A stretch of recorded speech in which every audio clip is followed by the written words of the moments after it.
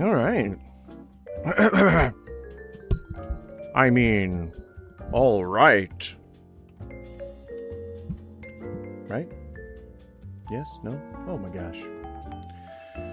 So here we are on the stream. You can't see me yet, and my voice is very low compared to the music because I am getting set up. If you would like to hang out, I wouldn't blame you. Things are pretty chill here. So yeah, I'll see y'all in just a second. BRB.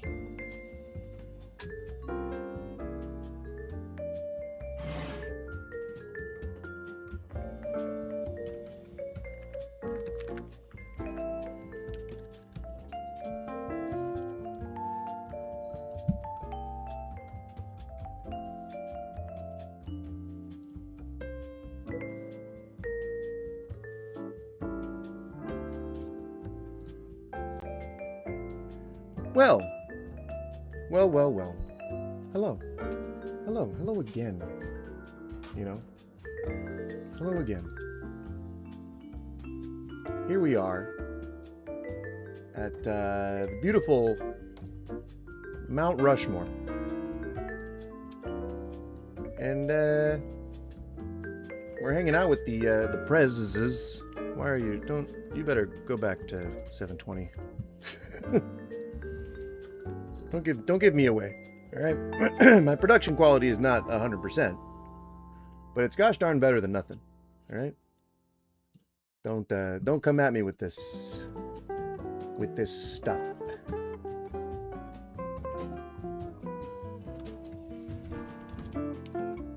MAGA.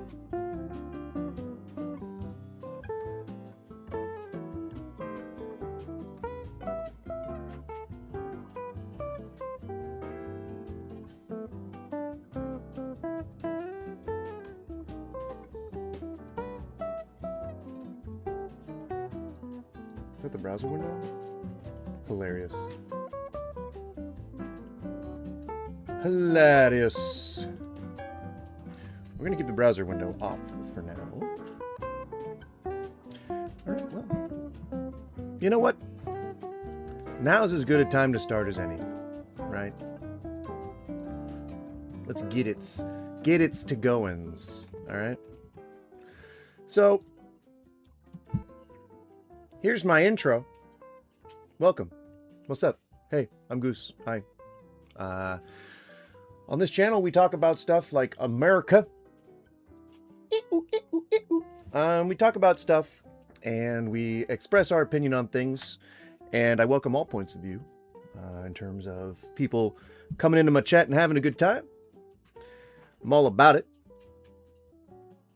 And I mean, the hating really only gives me engagement, so I welcome it.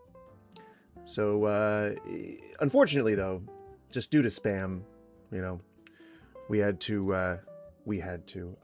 to limit the chat in the vertical mode to subscribers only. I would recommend that you just maybe go to the channel and watch the stream normally. If you just want to chat willy-nilly, there is no subscriber mode limit over there. Just to combat spam. It's a lot easier for people in the shorts feed to just go right through and then type whatever they want to people that they dislike. So I've encountered that a little too often lately. So what we're going to do is we're just going to limit it just a tiny, tiny little bit. But I do still appreciate all my friends in the shorts space. I call them short kings. I don't know why that seems to piss them off so much. But, you know, I can't be held accountable for that. Just typing in shorts feed in the windows, in the appropriate places. We did it.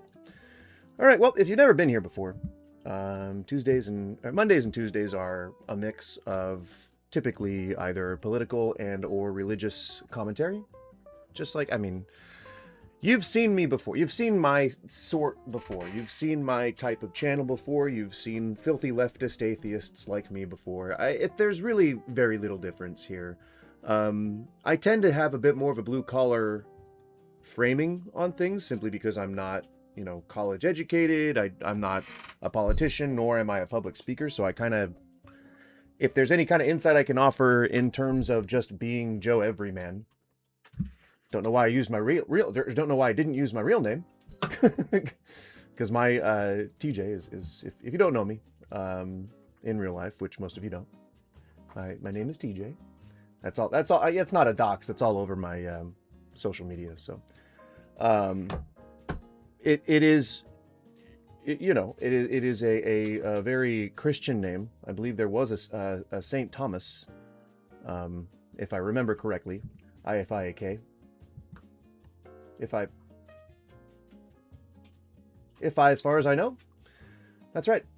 See, that's the level of bleeding edge intelligence you can come to expect from this channel. Anywho, to reiterate, we do mostly like political and religious content on Mondays and Tuesdays, and on Wednesdays and Thursdays it tends to be some whatever game I'm playing at the time. Just because of current events lately, it's been more of a priority of mine to comment on political and religious stuff. It's just every time something pops up, it's something that I tend to know a little bit about, so I'm gonna cover it. And that's just kind of where we've been. And I only recently, so last week, we did Wednesday and Thursday. I think we're both tarot days, or at least one day was a religion day, the other day was tarot day. Just because I found all these channels on my feed that were randomly popping up, just because I do tarot myself on YouTube. The channels that were popping up on my feed were all like, oh, tarot's real, like trying to prove that people actually could, you know, be scammed legitimately. And so, I mean, I've just been kind of on a tear, on a rampage, if you will, trying to combat a lot of that disinformation. So it's been video game light lately, which, I mean, that's fine. As long as this content is entertaining to me, that's really all that matters. So that's why we're here. Today, specifically, if you didn't notice my extremely patriotic background, today we're presenting the question, which is more evil, Christianity or MAGA? Now, quick disclaimer. I know that the Venn diagram of Christian and MAGA overlap quite a bit. It's almost a full circle, but there are some differences. And I think that we can totally address those differences. But what I would like to do, first of all, is to create a list of things that MAGA and America First and Christianity both have in common. Okay? And I think, you know, that can kind of come in sections as we go, as we react to videos, but it helps me to have something that is sort of like right there, able to be looked at a moment's glance. And so we'll do that, you know, we'll do that. Why not? Properties. Let's see. You may not be able to see this as I'm typing it out because it is not in the foreground, nor is it visible. But just give me a second. Common shared traits. There is a leader above all, right? Hang on. I guess I'll put this in a place so that you can watch as I'm typing it, just so that it's not like just here being boring. Here we go. Boo. Make it real small. Zip. Zip. All right. So here are some of the common shared traits between MAGA and Gaga. I'm kidding, not Gaga. Zero accountability. So God cannot be held accountable, nor can Trump, apparently.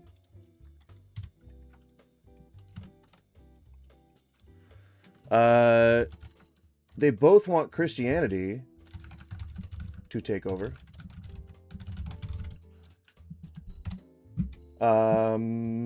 What else? What else? Oh, they use the Bible to justify murdering of innocents. Let's just say atrocities. They both use the Bible to justify atrocities. What else? I think, so this is good for now. So we'll keep this up here in the corner. People on vertical don't necessarily get to see it, but it is here. Maybe what we'll do is I'll turn this on. Bada bing, bada boom. Where is it? It's not here. Oh no. You bastard. I have to add a... Nope, that's... Nope. Oh, I didn't want to do that. Oh, no. Oh, well, sorry, vertical guys. Sorry, vertical users. You're shit out of luck for a moment. You get to look at a black screen. Enjoy. There you go. Sorry about that. It is hot. It goes from like 30 degrees in the morning to like 60 degrees in my office. At a Mo's notice. So let's add a source and then add an existing source. Sorry, vertical people. I gotta put this in there. Otherwise you will never be able to see it. Waiting from OBS. Shablam. Nope, I added it under. Oh my god, those. Hang on, I got it. This thing takes a long time just because it connects to Stream Elements. Like it has to talk to the website Stream Elements. It's very frustrating. It's very frustrating. So I can see already that putting the chat in subscribers mode only has definitely reduced the spam. It has also taken all the viewers away. You know, people just want to come in and say whatever they want. You know, apparently that's a thing. I used to do that too. So, not that weird. Awaiting. There we go. Okay. So as you can also see, these are kind of similar to the traits of a cult. Maybe there's a reason for that. Maybe there's, you know, maybe a bit of overlap there too. You know, maybe. Who am I? I don't know. Who could it be? Could it be that the call's coming from inside the house? Who knows? Let's get started. Let's get it started. It's 2000 late probably to be saying let's get it started. It ain't my fault that that I was born in the era of the Black Eyed Peas.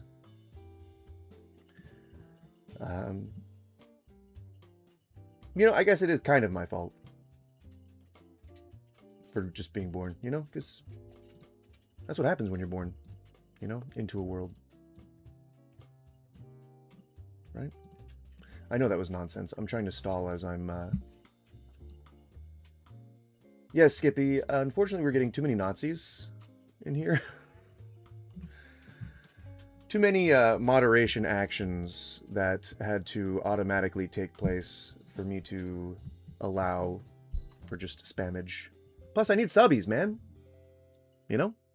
I need them subbies. It's important. It's how you build the community. All right, let's take a look at the first video. So I'm going to alternate here. I'm going to do video, God has blessed us to live in the time of WoW Classic. Yeah, apparently. We're going to take a look at America First video, and then we're going to take a look at a Christian nationalist video. And we're gonna just kind of compare the two. We're going to go, you know, as the normal format goes for reaction videos.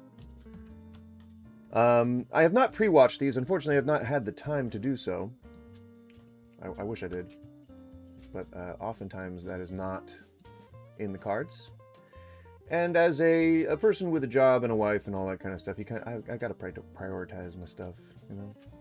Prioritize being the man, Being the man. Being the man. Being the man. Being one of the men of the man race.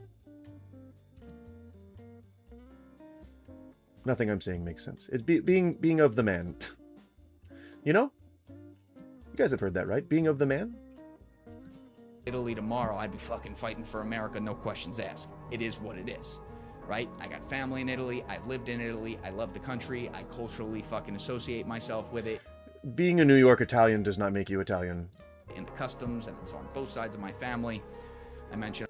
Again, being related to Italians does not make you Italian. Steeping yourself in the culture and living in Italy, you know, like being from Italy, having yourself raised culturally, you know, in the Italian tradition, knowing Italian, I'm gonna say probably only Italian this man knows is Baffanculo, right? Oh, Baffanculo! Obviously, You've all seen Godfather, right?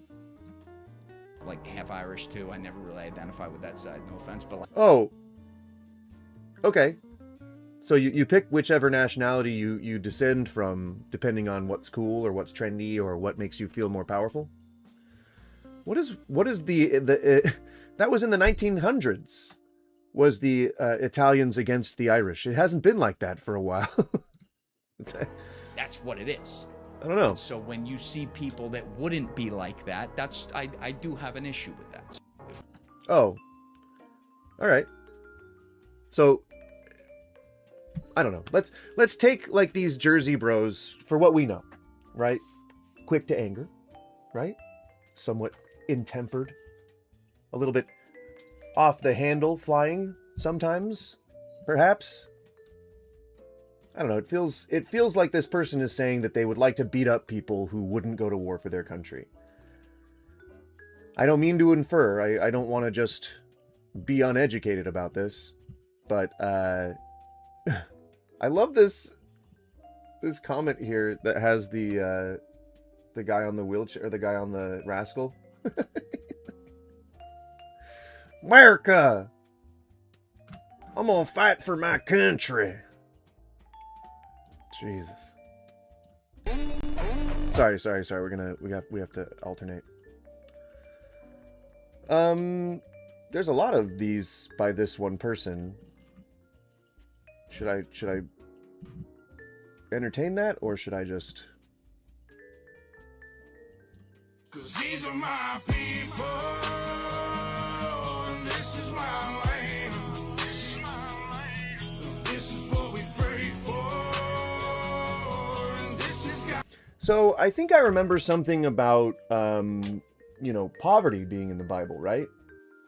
Not necessarily poverty, but like, aren't you not supposed to benefit from the church? Like, aren't you supposed to like not make money from the Bible? Isn't that why like people give the Bible away? I think people charge for like fancy copies of the Bible. Like if you have a gilded with like a leather, you know, covering and all this kind of stuff, then yeah, I think people would charge for that because that's expensive to make. And it really is just a book.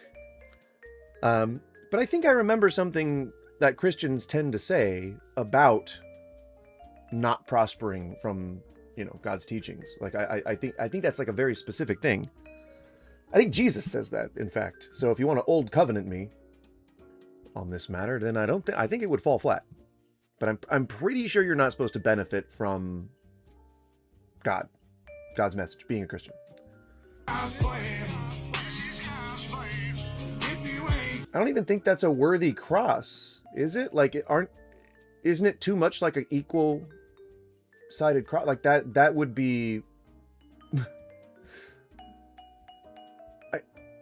So, the channel is Footage Cop Camera with an AI image. I'm assuming that is.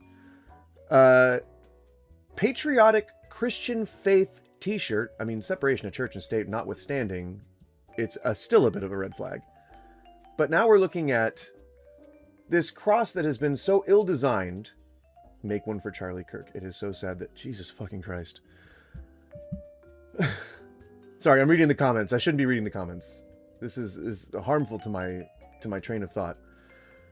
And then we have this like cross that looks remarkably bad. In that it doesn't really look like a cross. Now, not even this one really looks like that good of a cross. And I love how they're probably doing the imprints themselves. And I love how they didn't do the actual press imprint here. Like they just like peeled it off as if they were revealing it for the first time. But you got to check for flaws and you have to make sure that it's like consistent. So they would have pulled it off already. It's just dramatics. Stand for the flag, kneel for the cross. I mean, you can do either of those things, and I wouldn't say that either of those constitutes necessarily Christian nationalism, but mixing them, I think, would be the problem for most people. Hey everybody, I just wanted to tell everybody thank you so much for all of the follow. Now, I feel like, I don't know, I feel like this is cult behavior. Is it not cult behavior? Just a villain. Oh wait, I have some National Socialistic tendencies, but that doesn't mean I'm a monster, just a villain.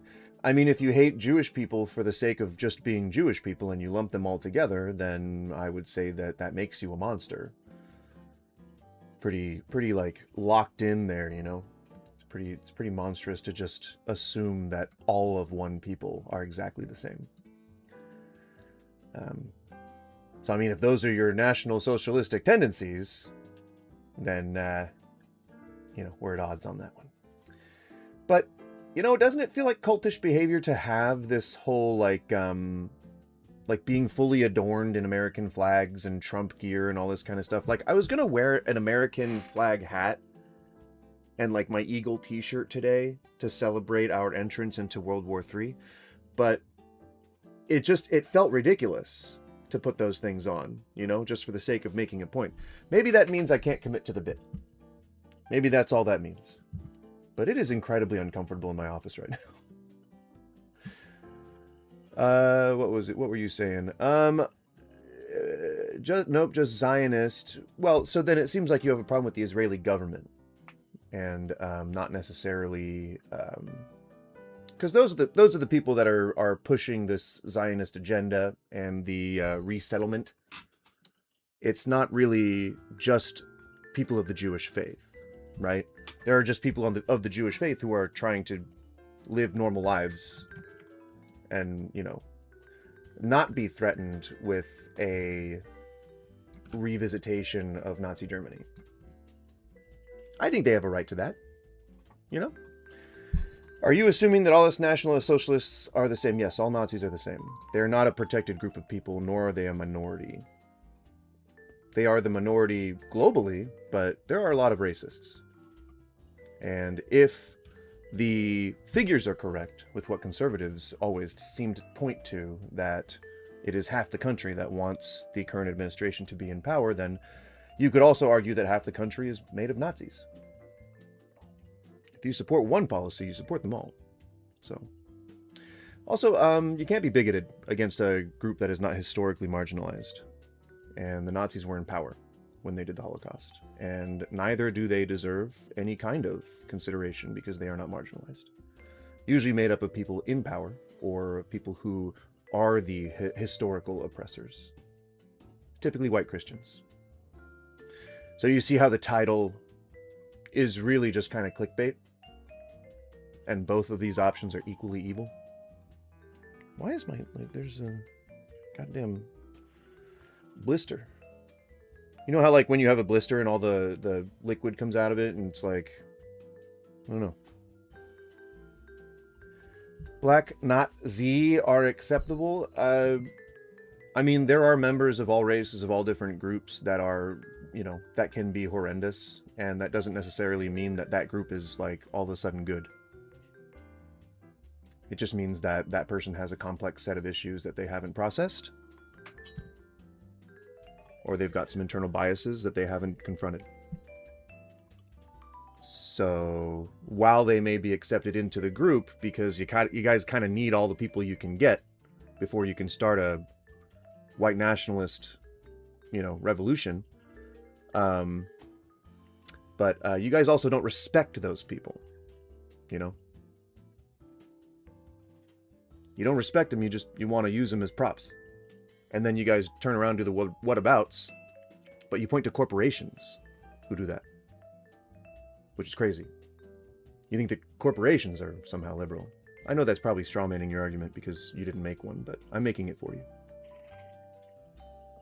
If anything, I'm steelmanning because that's what you guys say all the time, and I you know, I think it's a line of logic, that's for sure. I don't think it's a good one, but it is a line of logic. I'll concede that it is a line of logic. In comments after the video that I posted about the situation with the teacher. I don't know why you're yelling. I don't know why you feel the need to yell, but I'm willing to hear you. At my son's school. I know that a lot of you have asked, do we plan to go to the school board? How are we going to address this? And I just want to let everybody know that I will keep you updated. We have to be very strategic in how we address it because protecting my... Because if we say something explicit that gives away the game, then the school board won't go for it. So we got to be real sneaky and crafty about this one. After the Epstein files, I care little of party anymore. Did I say Republican or Democrat? It's MAGA. And you're talking about Nazis. You said that you were part Nazi, which is hilarious, but I mean, that, and nobody on the left is saying only prosecute people on the right. So, I mean, I guess it is kind of about parties, isn't it? Like, one party wants to hide all of the files, the other one doesn't. Seems pretty cut and dry to me, I don't know. Perhaps I'm wrong. But I'm not. So what is the issue here? Let's see if we can find what her issue is.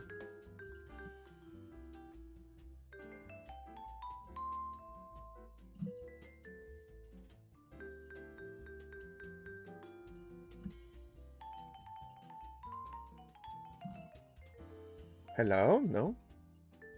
What? Wait. What was the previous video? I can't see shit on here.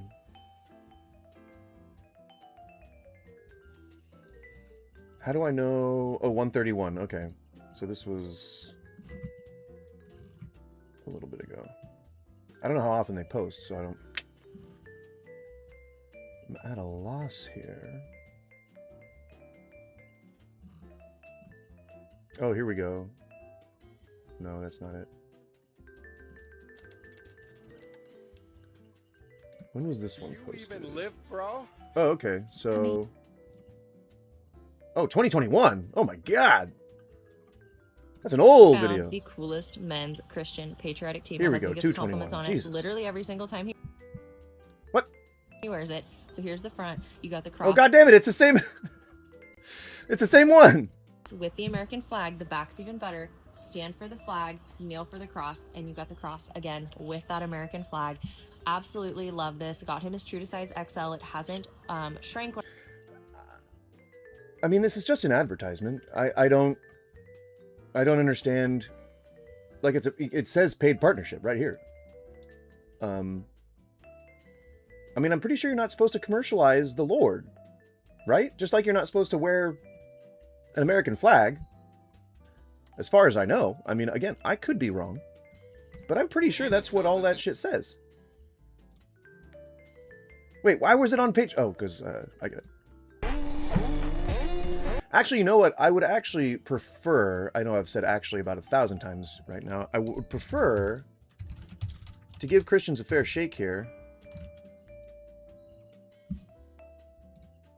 and just do like raw Christian videos as opposed to patriot, whatever people fucking say these days. I'm a patriot Christian, or, you know, whatever the fuck people say. Whatever bullshit.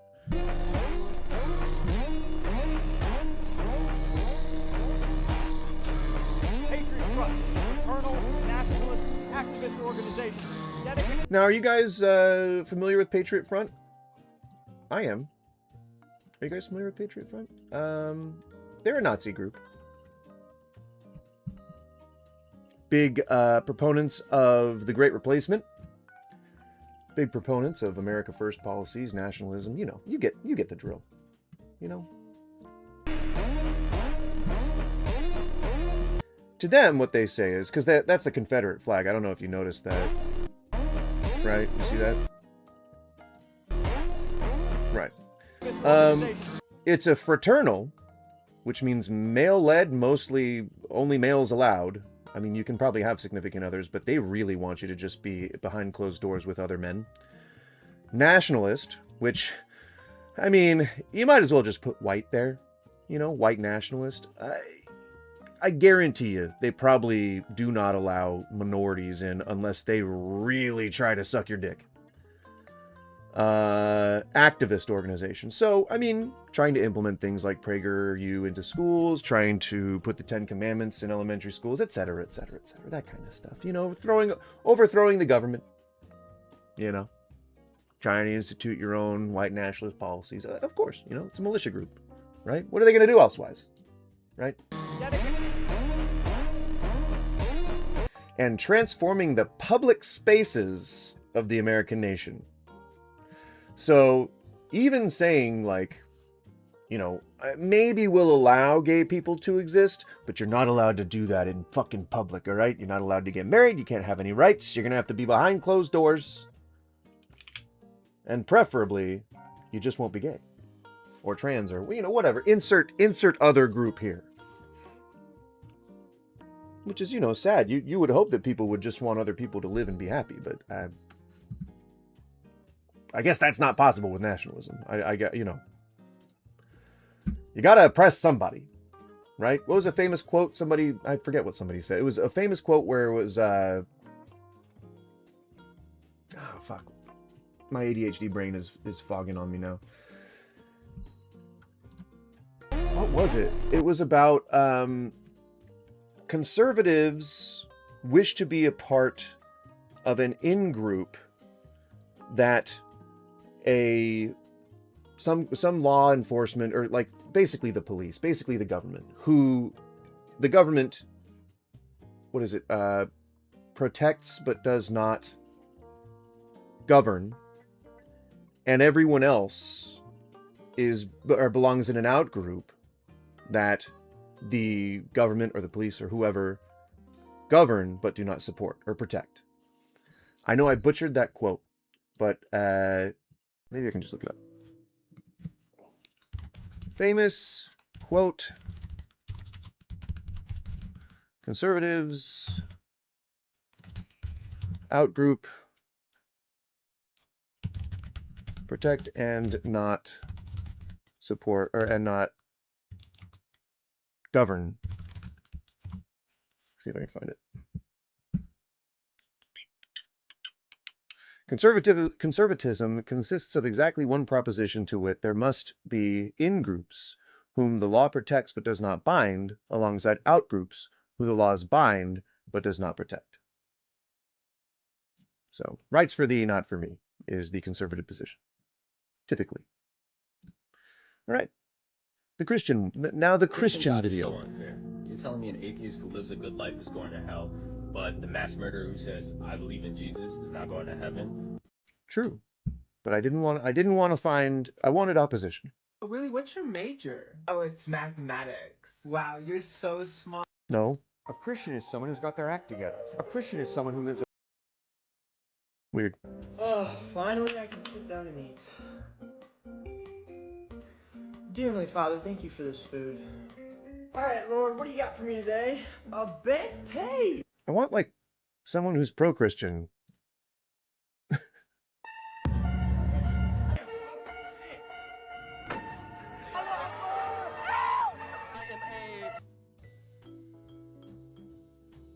Okay. I want you to pray for yourself. Here we go. Finally. Jesus. Wait, whoa. Hey, Jesus. Yeah, I said it. That's right. I said Jesus. Lord, reveal yourself. Finally, Jesus. Let me see you the way Isaiah saw you. Let me see myself for what I really am, a sinner in need of grace.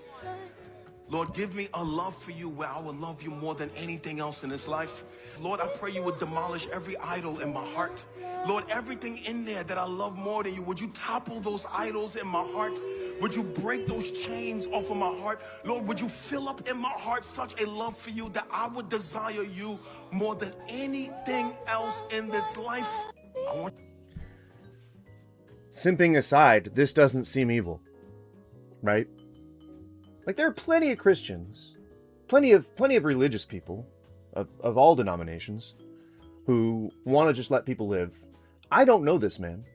I don't know whether this person hates gay people or not. But this message here that this church posted on, or that this daily motivation, whatever, daily gospel channel posted online, is not in itself communicating anything that seems like evil or anger or hate towards anybody. So on its face here, this does not seem evil. Contrast that with we're a fucking white nationalist group. You know, contrast those two. Which seems more evil? Do you know what would happen if the United States wasn't backing it? I don't. Are you having a mini stroke? Why are you drawing out your words like this? Do you know what would happen if the Jews were in power? Israel right now. If the United States stopped supporting Israel, the next day, Israel would get murder raped by Iranian. Oh boy. So, most people who have been paying attention to what's going on with Iran right now know that we were in the middle of a deal. And they had inspections. Like, who set that shit up in the first place? This is 30 fucking years ago. You know, where we signed a nuclear deal. They agreed to inspections. It was like every 4 years or something like that. They made the inspections, and everything seemed hunky-dory. If you're going to assume that another nation might be lying to the inspectors, then you have to assume yourself that your nation is just as capable of corruption. That's all it is. Like, there are nations that exist. I would say all nations. All power is subject to corruption. It doesn't mean necessarily that all power is corrupted. I mean, I think most people have a pretty good assumption that maybe it is, just inherently, but there is no government that isn't engaging in some form of espionage, or some form of misdirection, or some form of discreditation, or some form of scammery, or some form of whatever. Commercial warfare. It would be insane to think that we are somehow the arbiters of what other nations get to do with their defensive capabilities. It's putting the idea, this propaganda, that, oh, they're about to enrich uranium. You have no proof of that. Yeah, but you know Iran, right? First, it's Iran, and I don't really, because I was alive the first time that this bullshit happened, and they said they were building weapons of mass destruction. This was right after a terrorist attack on U.S. soil. And they're like, they're totally making weapons of mass destruction. They're absolutely enriching uranium. They found no proof of anything like that. The 2 times before that this happened. And now somehow, all of a sudden, oh, now they're deciding to start enriching uranium. Right as Democrats are trying to get the Epstein files released. Right as we're about to argue about healthcare subsidies. Weird. Very strange how that happened, just kind of like right away. And I just read an article today that said that Netanyahu had been wanting to kill the leader of Iran, like, since the October attacks, which just fucking blows my mind. That is just so fucking wild to me. How do you spend, what is it, like, what now, almost a year? Well, I guess, you know, however long. Like, how do you spend that entire time thinking about how badly you want to kill the leader of another nation just because, what, you want their land or their oil or some shit? So, no, Nick Fuentes, Iran is not some world superpower that is capable of just bombing another nation into the ground. That's not how they've operated. They normally will carry out, like, terrorist attacks, right? Like the Syrian, what, with the phone explosions? Or didn't Iran take credit for that? I mean, I feel like there's enough evidence of terrorism out there for us to kind of predict how these things are going to go down. Bangladesh didn't have a nuke. What is it like? Who were they arguing with? I forget. But the India and Pakistan were not going to nuke each other. It's mutually assured destruction. We all agreed during the Cold War that it was probably a bad idea if we just all shot nukes at each other. Like, we agreed a long fucking time ago that it just is not the best for people. And regardless of whether another nation declares death to America, that doesn't mean they're going to launch they don't have nukes. And Trump is sitting there in the fucking Oval Office saying, like, guys, you didn't see the correspondence that I did. If we had given them another couple of months, they were going to nuke us. You better believe it. And so I did what I had to do. Missiles. It's really easy to say what could have happened. And I think that part of being a strong nation is one that doesn't feel like it has to preemptively strike somebody else. It's not like 2001. Like, I know that we just reduced some of the restrictions for like TSA to check, like pre-check and shit. Like, they don't have to remove shoes anymore, but they only found like 2 bombs in the entire history of shoe checks. And they were like right after 9/11. So it just wasn't effective. It was slowing down times and it wasn't effective. So now they have more sophisticated methods. They have the full body scan, and that's perfectly fine. There you go. Bada bing, bada boom. Problem solved. TSA can stop doing shoe checks. That doesn't mean that there's now this big window open. The immigrants. Oh my God, the immigrants. They're coming in. They're bringing Syrian soldiers. There's going to be some sleeper cell, and they're going to take over the government. I saw it on Facebook, so I know it's going to happen. Don't you fucking dare argue with me. You see, Skippy, how this hey, Helmet, how's it going? This reminds me of the Why Do Kids You Know sketch about the Nerf nuke. I don't know it. But you see what I'm saying, Skippy? How this reduced a lot of that spam we were seeing yesterday? That's why we did it. That's why we did this. It's not about the viewers, it's about the engagement. I want to make sure that we're keeping the space open for people that are not just going to spam best trans stream ever, as funny as that is, because I support trans people, and that's totally not an insult. We don't need to be seeing it all the time. I'm willing to sacrifice a little bit of rapid growth just for that. Wouldn't even be funny. The day after the United States stopped supporting Israel, their entire sky would be black because 10,000. Not with their Iron fucking Dome. Like, did we not see that in action against what limited capabilities Palestine had? I mean, the Iron Dome is like fucking. Some people did still die, but who cares? Not who cares, but who cares what troubles Israel is facing? They're bringing those troubles onto themselves. They're trying to do an ethnic genocide.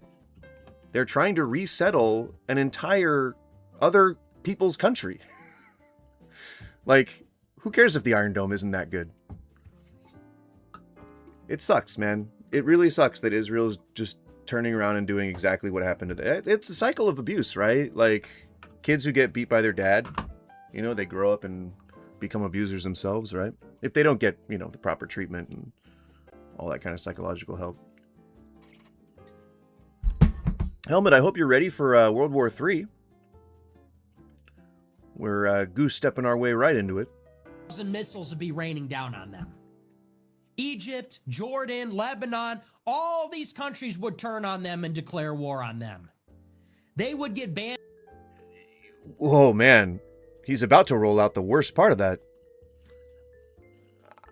I mean, again, speculation is real fun. We can all speculate what might happen if we don't do something. Sure.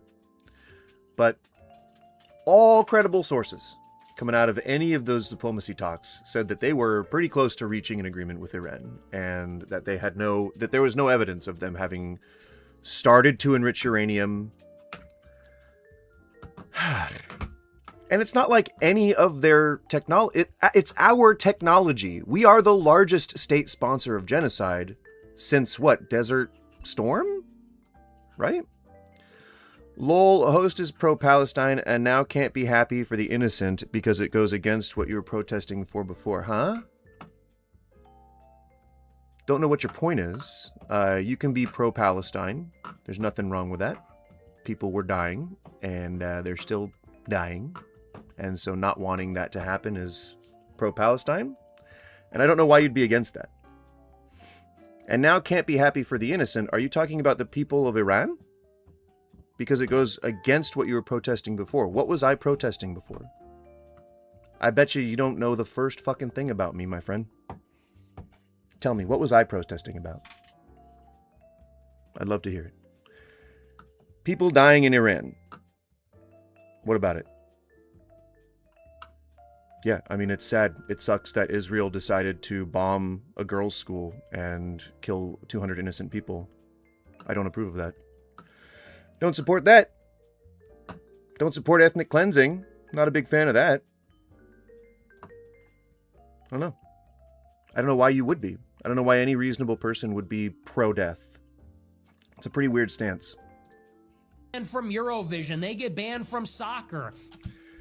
Two very important factors, you know, two very, very, very sad things, you know, for Israel that they've been banned from things. Fuck. Yeah, I'm so sorry that people who represent Israel cannot sing in a competition or play soccer because their country's doing horrible things. They would get sanctioned by Russia, China, Europe. The ports would be empty. Who gives a shit about Russia and China? Aren't nationalists supposed to hate those countries?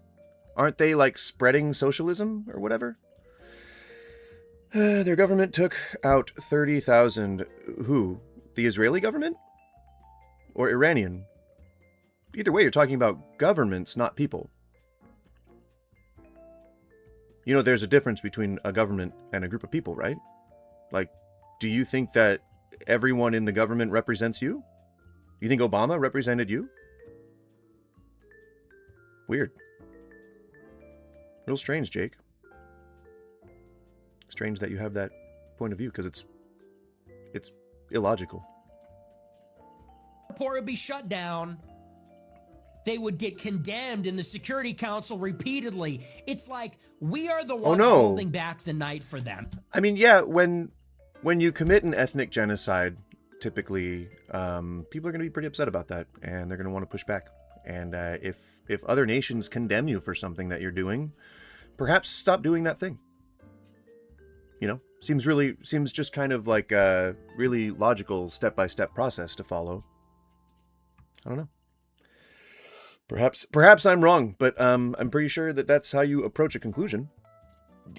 If it wasn't for us, there'd be a Muslim-Arab coalition war against them. Right. So in this alternate history, lol, so you are for the Gaza people being free, but you're not for the Iranian people being free. What? I'm getting confused. Right. It's obvious that you're getting confused. I'm sorry that you seem to think that only binaries are possible. What genocide? Population grew? No. I mean, just wrong. Hundreds of thousands of people dead. What's the overall death toll? Let's see.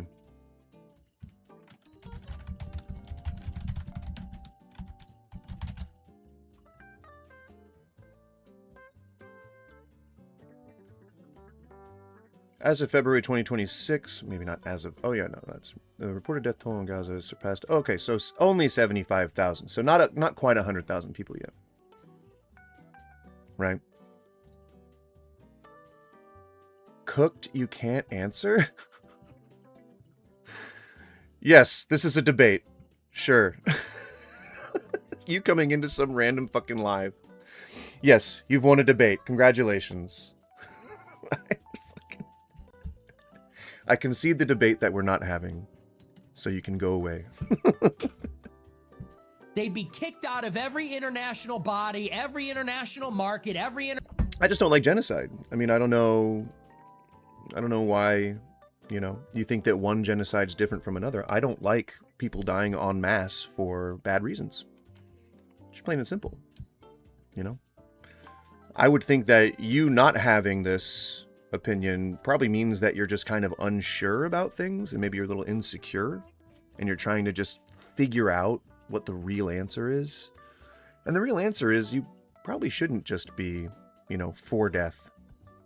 I said you are for the Gaza people being free, but you're not for the Iranian people being free. No, I said that you can be in support of two things.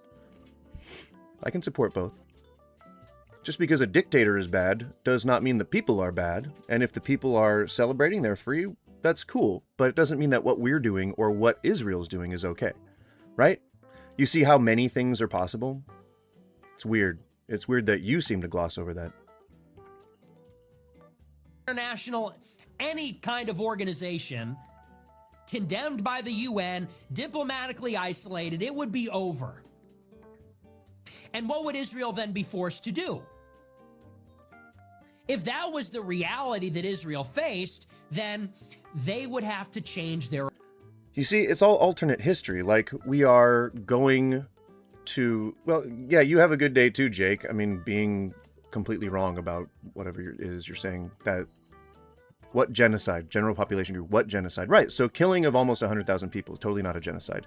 You might want to familiarize yourself with your own talking points. Approach. Suddenly, then, they would have to worry about losing the whole world. So again, alternate history. We've made a choice to not support Israel in his alternate view, and now he's just telling a whole story about what happens when we don't support Israel. None of it is substantiated with any kind of evidence or proof. He's just saying what would happen. He's saying again, Nick Fuentes is a straight up fucking Nazi. Thinks the Jews control everything. Very anti-Jew. Just recently started talking about, oh, Israel's great because of all the Nazi shit. People are just calling him out constantly about being one. And so he feels like, oh, okay, well, hey, let me show you how much I fucking celebrate Israel. Goose the Fuentes fan. No, I fucking hate this man.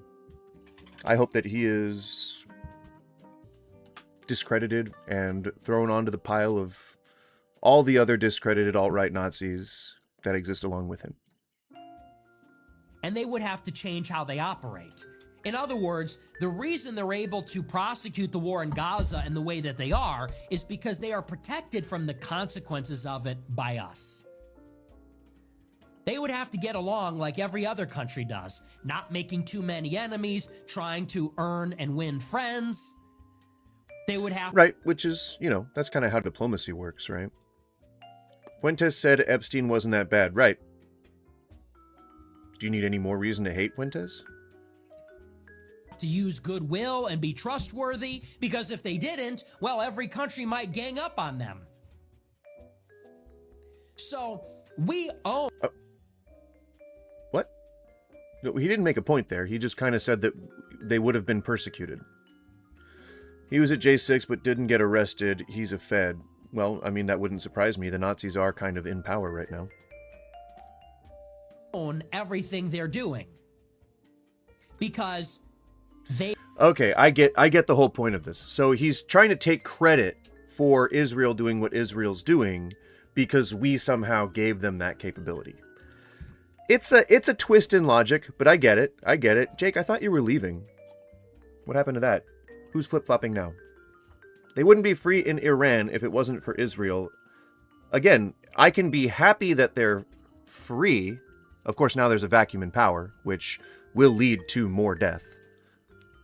But hey, that's cool, apparently, by your standard, as long as we're just going in and bombing people and then coming back and celebrating, I guess? So yeah, it can be good if a people is free, if they have a robust support network to implement a new system of power. I'm literally answering you right now, Jake. And, you know, I mean, we could go in and actually help them transition into a new government, but, you know, lawmakers don't like that. They're accusing Trump of unilaterally going to war, and it would only solidify that and continue to prove that fact if they started going and doing statecraft and doing nation building. So the optics are bad, so they don't want to go in and support the now free Iranians who are just going to end up they said that they had his fucking backup in mind already, meaning they were going to install another fascist dictator. So, sure, free for like a week or two, but then right back under, what would you call it? Fundamentalist Islamic rule or Sharia law, right? That's the words that you guys like to use. So yeah, I did answer. And I'm sorry that you can't handle two different things being true at once. So would you rather or rather than not, that doesn't make sense, get involved and let the Iran people suffer? You know, if diplomacy was working, I would rather that they kept doing that. And it was. There was no evidence that they were creating any kind of fucking weapons of mass destruction, just like the last time. Just like the last 3 times. They just want to invade because I can't handle the Epstein files. Oh, look, I'm Trump. I can't handle the Epstein files. I mentioned 130,000 times. I'm like fucking Epstein's best friend. No, I can't handle that. I don't want that to come out.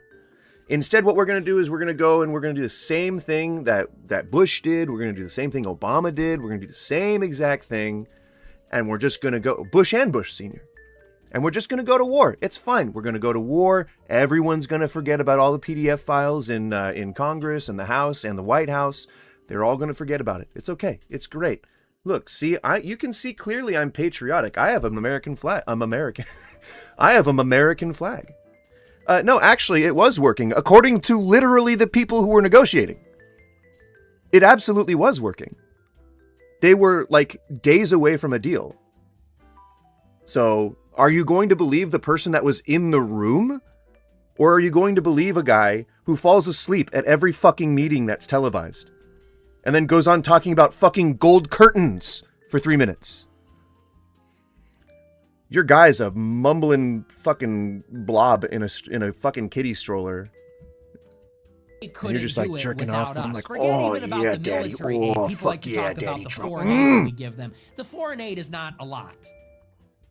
It's that we give them the best weapons. It's that they've accumulated so many of them. We gave Iran weapons as well. Again, we are the largest state sponsor of terrorism globally. Period. It's that if things ever get out of control, Let's see. Trump is now in the files. Yeah, he was in the files over 130,000 times. He did something bad. Yeah, he's a convicted felon. Publicly available court records all state that he was complicit in the Russia cover-up or the Ukraine blackmailing. The classified files, all of that is publicly available. And oh yeah, you know, I guess it was some plot to keep him out of office. Well, he's in office right now.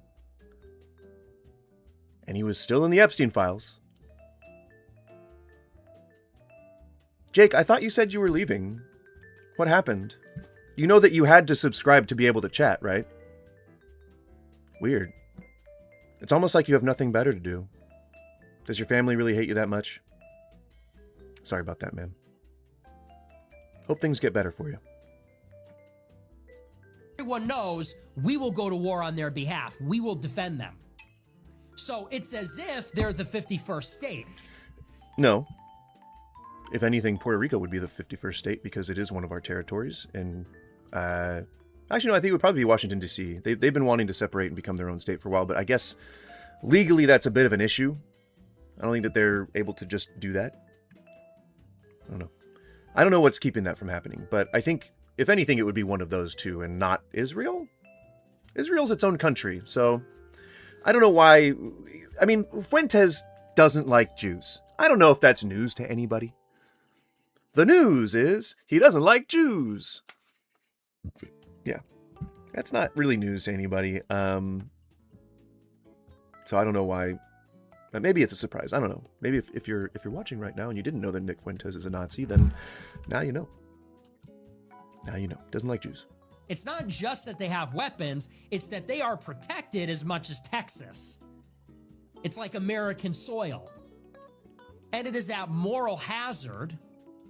Yeah, so, I mean, he's just being a little shitmouth bitch right here. Like, he's just trying to convince people that the only reason Israel is able to protect itself, which is already a misunderstanding, the only reason that Israel is able to do the things that it's doing right now is because of us. So when you're saying, hey, good job Israel, you really should be saying, hey, good job US.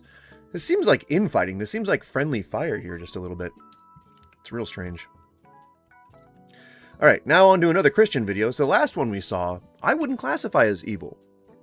This guy seems really, really passionate about what he believes. And again, like I said, just to put a bow on it, I don't know if he's anti-gay or trans. I don't know any of that stuff. I don't know what his background is. All I can hear is the message he's giving right now, and it is of love and peace. So that was just to finish that video. If the cross wasn't comfortable, why do you think you should be? I say this out of love. There's something I see happening too much. If the cross wasn't comfortable. Yeah, this would be in love, blessed in Holly.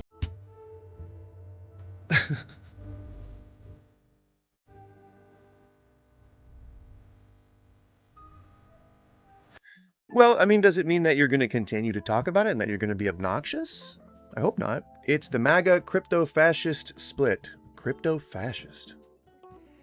Is that's I've never heard that term before. Does that have something to do with cryptocurrency?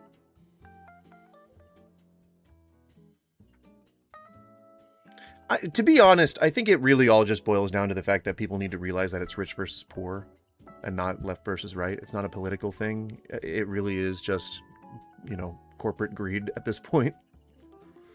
For the most part.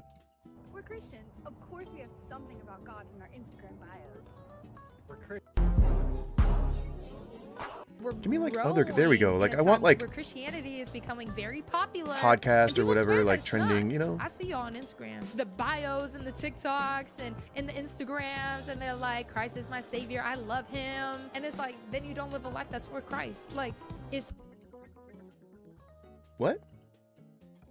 Hang on, what was her reasoning here? I'll start this over for no, like hidden, not blatant. Oh, okay. So hidden fascism, yeah, I mean like how they integrate it into schools and how they integrate, like try to put, you know, alt-right people on college campuses. Maybe sometimes they die. You know, that kind of thing. Is that what you're referring to? Like that kind of just worming their way into society? Because I see that. I mean, that's how the Nazis started, right? It wasn't just a sudden takeover. They tried that and it didn't work. And then they had to propagandize and just work their way into the systems and obtain power legally and then carry out their agenda. And noise, like as much noise as possible is fine. That's what they want. They want all the dissenting voices. They want all the supportive voices. They want everything. They want all the people to just muddy the waters so that we can normalize the idea that, oh, being a Nazi is really just being a Republican. I can't believe you guys would ever call us not. There's no way. We're not being Nazis. How dare you? How dare you call us Nazis? This is not Germany. All right? The people that we're putting into camps, they are not Jews. All right? They got brown skin. They're not Jews. Okay? Let's get that straight. All right? It's not white nationalism. We're teaching it in schools as real history. All right? So calm down, leftists. Calm down. There's no Nazism happening here. Right? Our commander-in-chief, our supreme leader, he doesn't have a small mustache. Nor is his hair dark of hue. MAGA is loving this war strike, whereas Fuentes Crowder are freaking out. Oh, yeah. Anything that paints Israel in a good light is going to get all the anti-Semites, like, way hot and bothered. Nazis are socialists. I mean, if you pervert the term socialism into something that fits a fascist dictatorial narrative, then sure, yeah, absolutely. They called themselves socialists. Completely true. They did indeed refer to themselves as socialist. I absolutely will, you know, freely agree with that. But you can say anything. You can say that you are simply a caring, patriotic American while putting people in concentration camps. And so then anyone observing you would know that you're a Nazi. Pretty easy. I mean, you guys get caught up in the minutia. Nobody else gets caught up in the minutia. Normal people don't get caught up in the minutia. This I war is Shaitan versus Islam. I don't know what that means, but really this war is a war of imperialism. So if that is what you're saying, then sure, I agree with that. Popular and it's trendy. You're watching all the Christian influencers, me included, and yet we're living a life that's not free. I mean, no shade. If you're an influencer and you refer to yourself as an influencer, I think it's a little cringe. Let's just hang on. Let her cook. Growing in a time where Christianity is becoming very popular, and people swear that it's not. I see y'all on Instagram. The most popular religion in the world for a very, very long time was Christianity. We even made sure by taking over other countries and implementing our religion. I mean, back in the dark days, right? Whole entire groups of Christians going around murdering other cultures and then bringing Christ to them. They made sure that it was the most popular religion. Very much so. This war is Shaitan, Jews, Christian, Israel, America, Illuminati, greedy fake sheik versus Islam. Okay. Time has come when Imam Mehdi come. Okay, I mean, you don't have to like any of those things, but they're not related. Jews and Christians, in America, Christian nationalists don't really like Jews. They support them because of what Israel's doing. Israel, I like that you differentiated Israel and Jews. I really like that you isolated them. I don't like that you're still generalizing them that way. America, sure, America's greedy. Yeah, America's colonialist, imperialist. Yeah, absolutely. Illuminati, okay. No proof that that's still a society, but go off, King. You know, conspiracies, we welcome that here, I guess. We mostly debunk them, but I welcome them to later be debunked.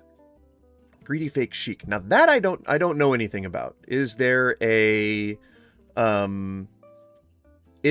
sheik that is? Are you talking about Sheikh Mohammed, or I don't know who you're referring to. So she's confusing her influencer community with like an uptick in church attendance. Yeah, she could just be growing organically, and to her that says that, and like her other peers in her space are all growing as well.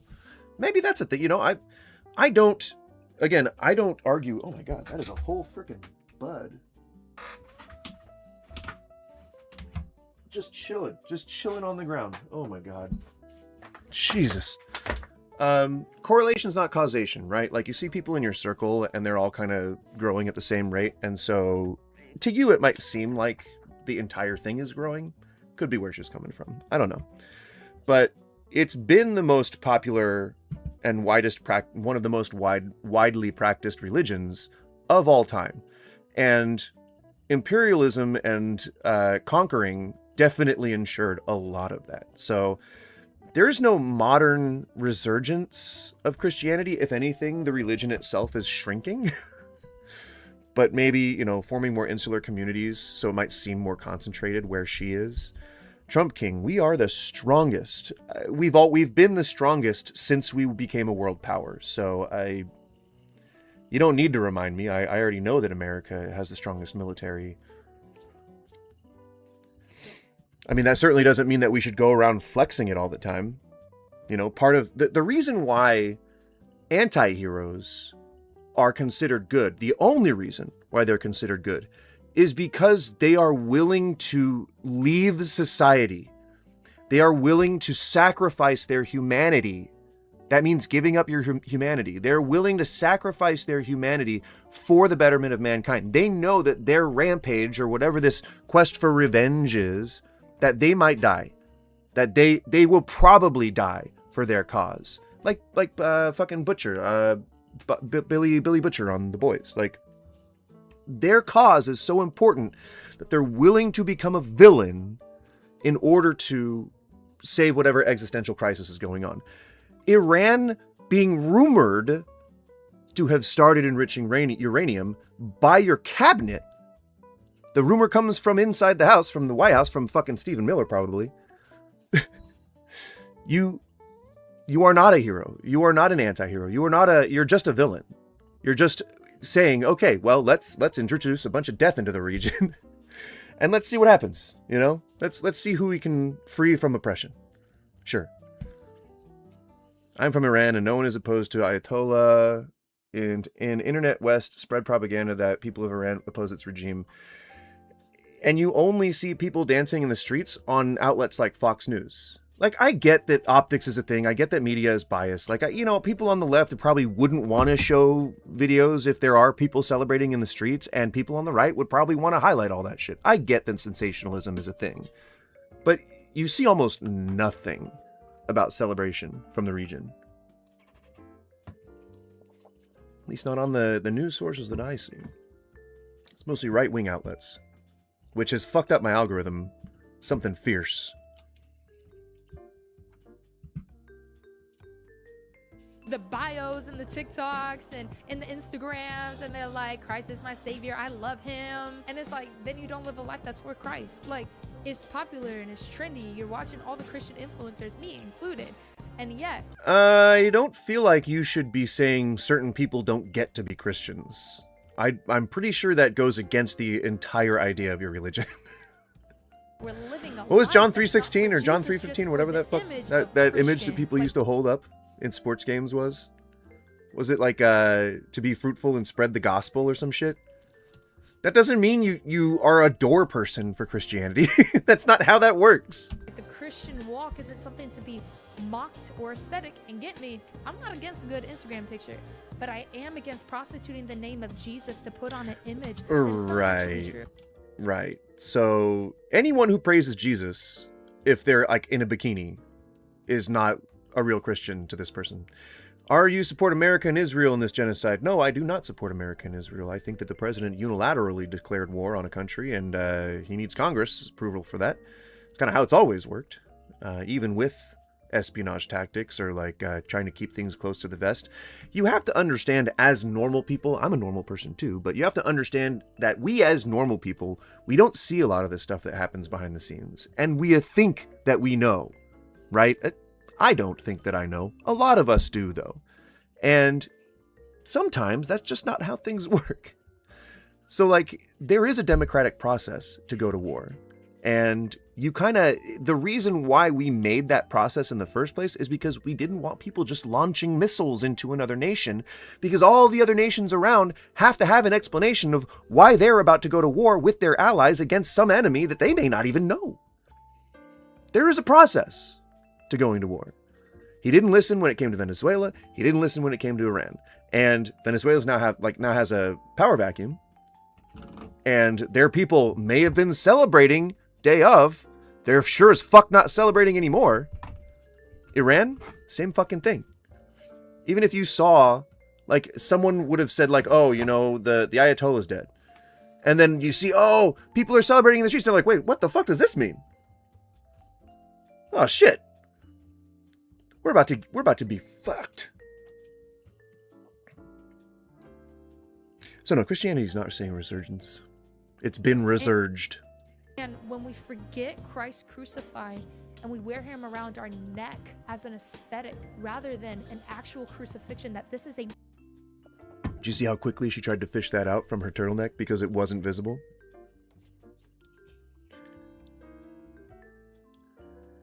You can't write this stuff. You know? You just can't. That's fucking hilarious.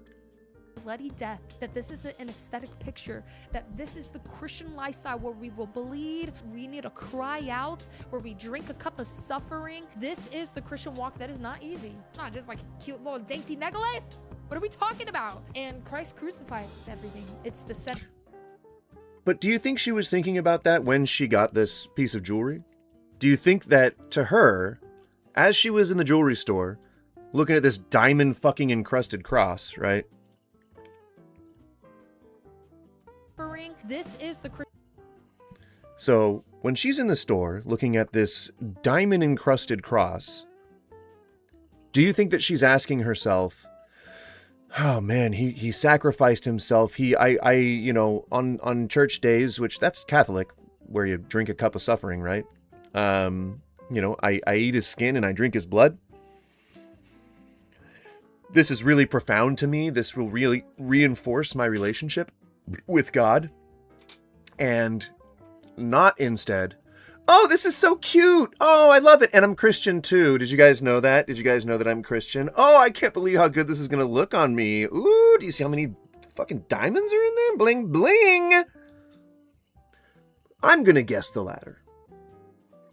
Just having been raised around women, knowing how girls talk to each other, it's usually much more celebratory instead of reverent. And sure, there's a small microcosm of women out there who probably would be introspective and say, if I get something like this, it's very, very well going to deepen my relationship with the Lord, and I'm going to reflect on it every time I see it. But which is more likely? Someone who's wearing other and potentially knockoff jewelry. We don't know. We don't know how, you know, legit it is. Could be anything. Could be anything. Cubic zirconias. That's what's most likely. Not just like a cute little dainty necklace. What are we talking about? And Christ crucified is everything. It's the center of our faith. It's the epitome of what we believe. It's the most essential aspect to the Christian faith. If you forget Christ and Christ crucified, then you're probably not Christian if you don't believe in that. Oh boy.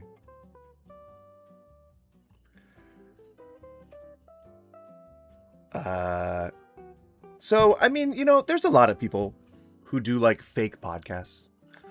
And sometimes they're legit. Sometimes it's like they got a studio, they got you know, they bought time, I guess, in a studio. They've turned on the recording equipment, they've got a really good mic.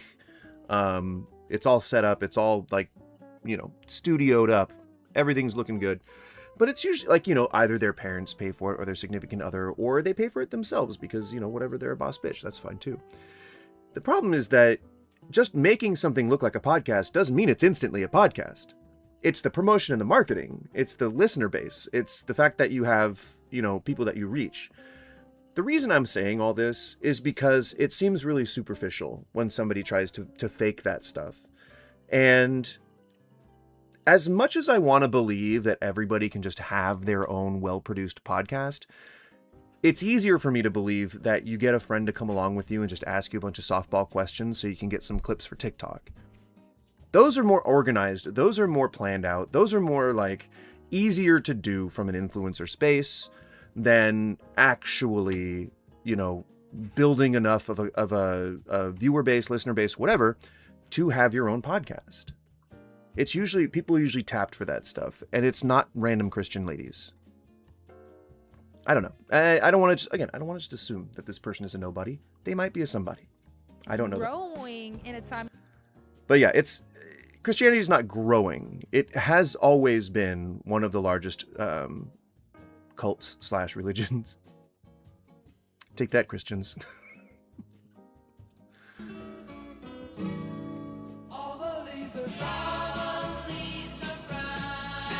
Who? Oh, so the leader of this, what is it, American Front? Why is Jesus so ripped? I need to see that picture.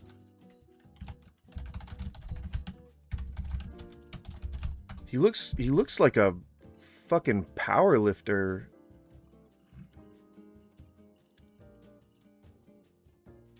Oh, where is it? Where's built Jesus? Straight white American Jesus. Fuck you. Oh my god. Oh, that is hilarious. Oh man, where's built Jesus? I want ripped Jesus. I want to... Where is that? Where can I find that? I love this song. Yeah, it's a good one. It's a banger. Ah, man. That's such a shame. I want to see the... I want to see Olive Ripped Jesus.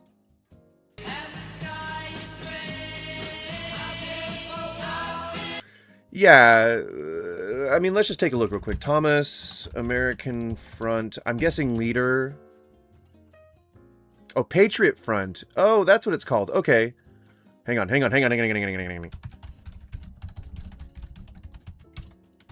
Patriot Front Jesus logo. Please. Please. Please. Please. Please. Please. Please. Please. Please. Please. Please. Please. Please. Built Jesus. Built Jesus. Where is he? Damn it. Oh, I thought that was gonna... Ah! Fine. Fine. Yes, I'm gonna feed you in just a second. Patriot Front... Leader Thomas. Thomas Rousseau. Okay, okay, there he is. Look at that, look at that. Is he... Now, all I'm trying to find out is... Was he in Jan 6th? Was he at Jan 6th? I don't know. But I'm, you know, maybe. You never know. August 5th. When was it 2022? When was it? For plotting a riot at a pride parade. Yeah, that doesn't surprise me. Okay, so it doesn't look like he was at Jan 6th. Now, I thought that would be kind of a lock, but I guess not.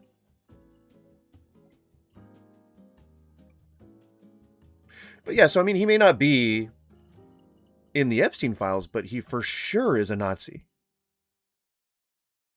For sure. Skippy, if you honestly don't believe that the Nazis are already in the federal government, then you're about 10 years behind.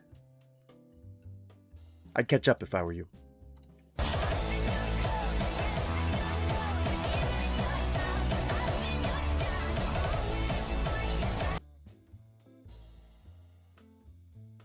I agree.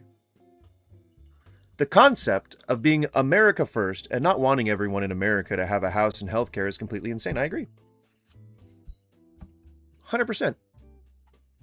Based logic. Somebody get this man a seat in somewhere, some office. How is attacking Iran America first? It's Iran. I'm gonna pee. Let's let this guy talk.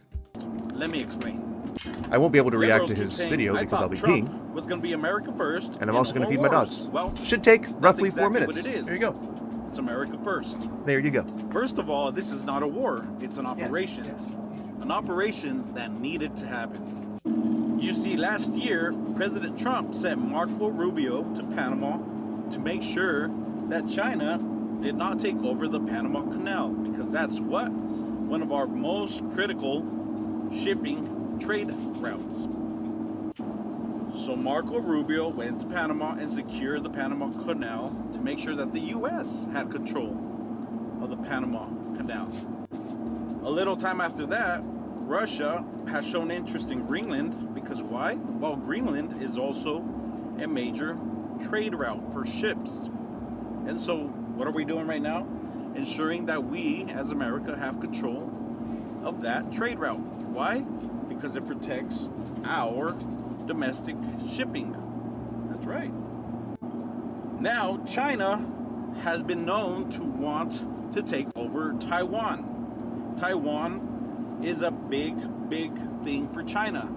But however, it's also a very big thing for us. We get a lot of our semiconductors and other equipment from Taiwan. So this is how we are America first through taking over Iran. Let me explain now. Russia has been weakened by Ukraine. Iran has been a major player and helper of Russia through financing for weapons, all that stuff. And also Iran has supplied fuel for China.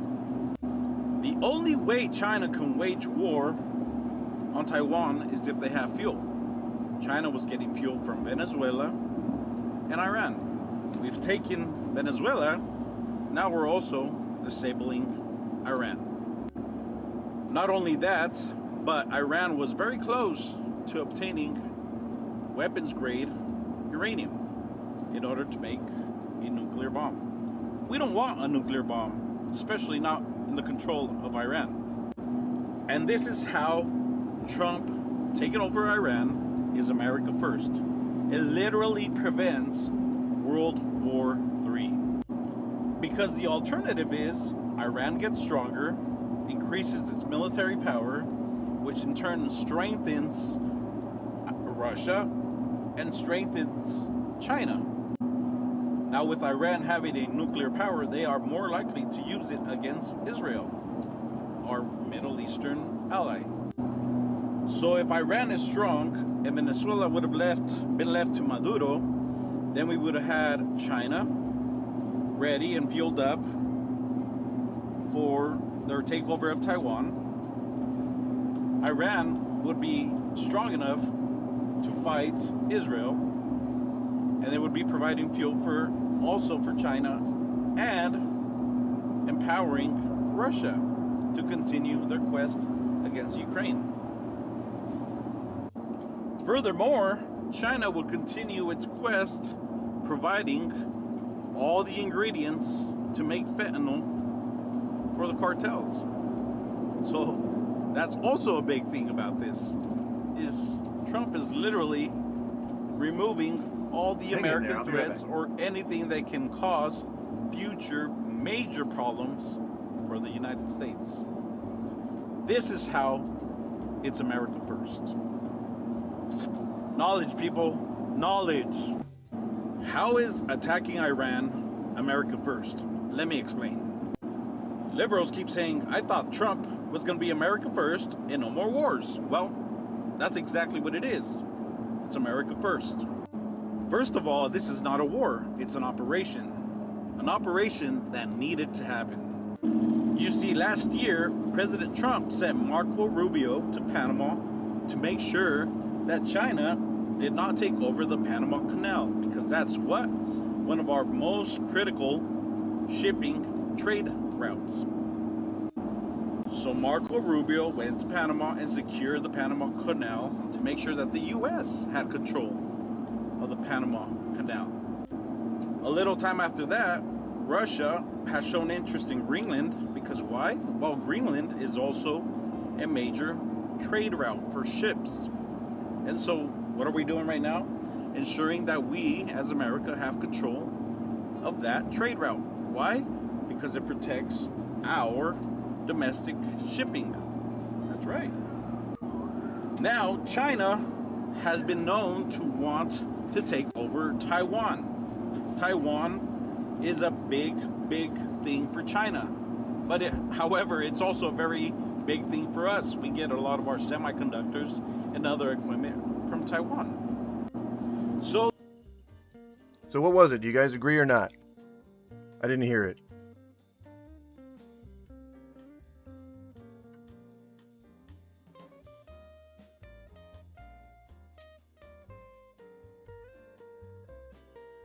How many treaties have they honored? Go fuck yourself. All of them. Fuck, man.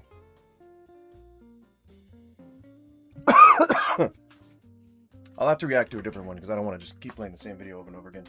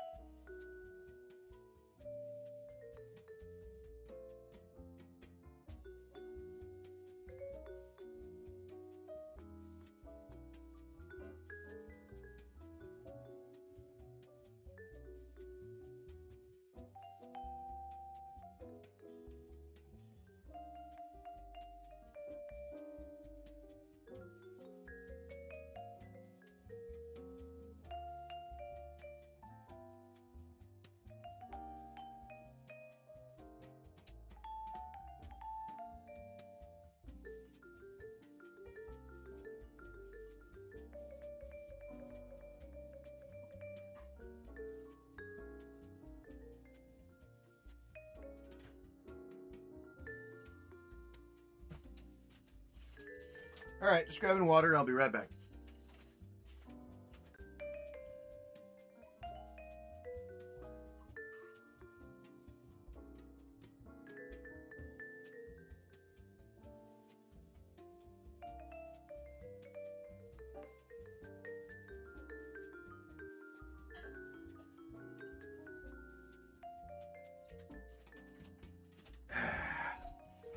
Delicious.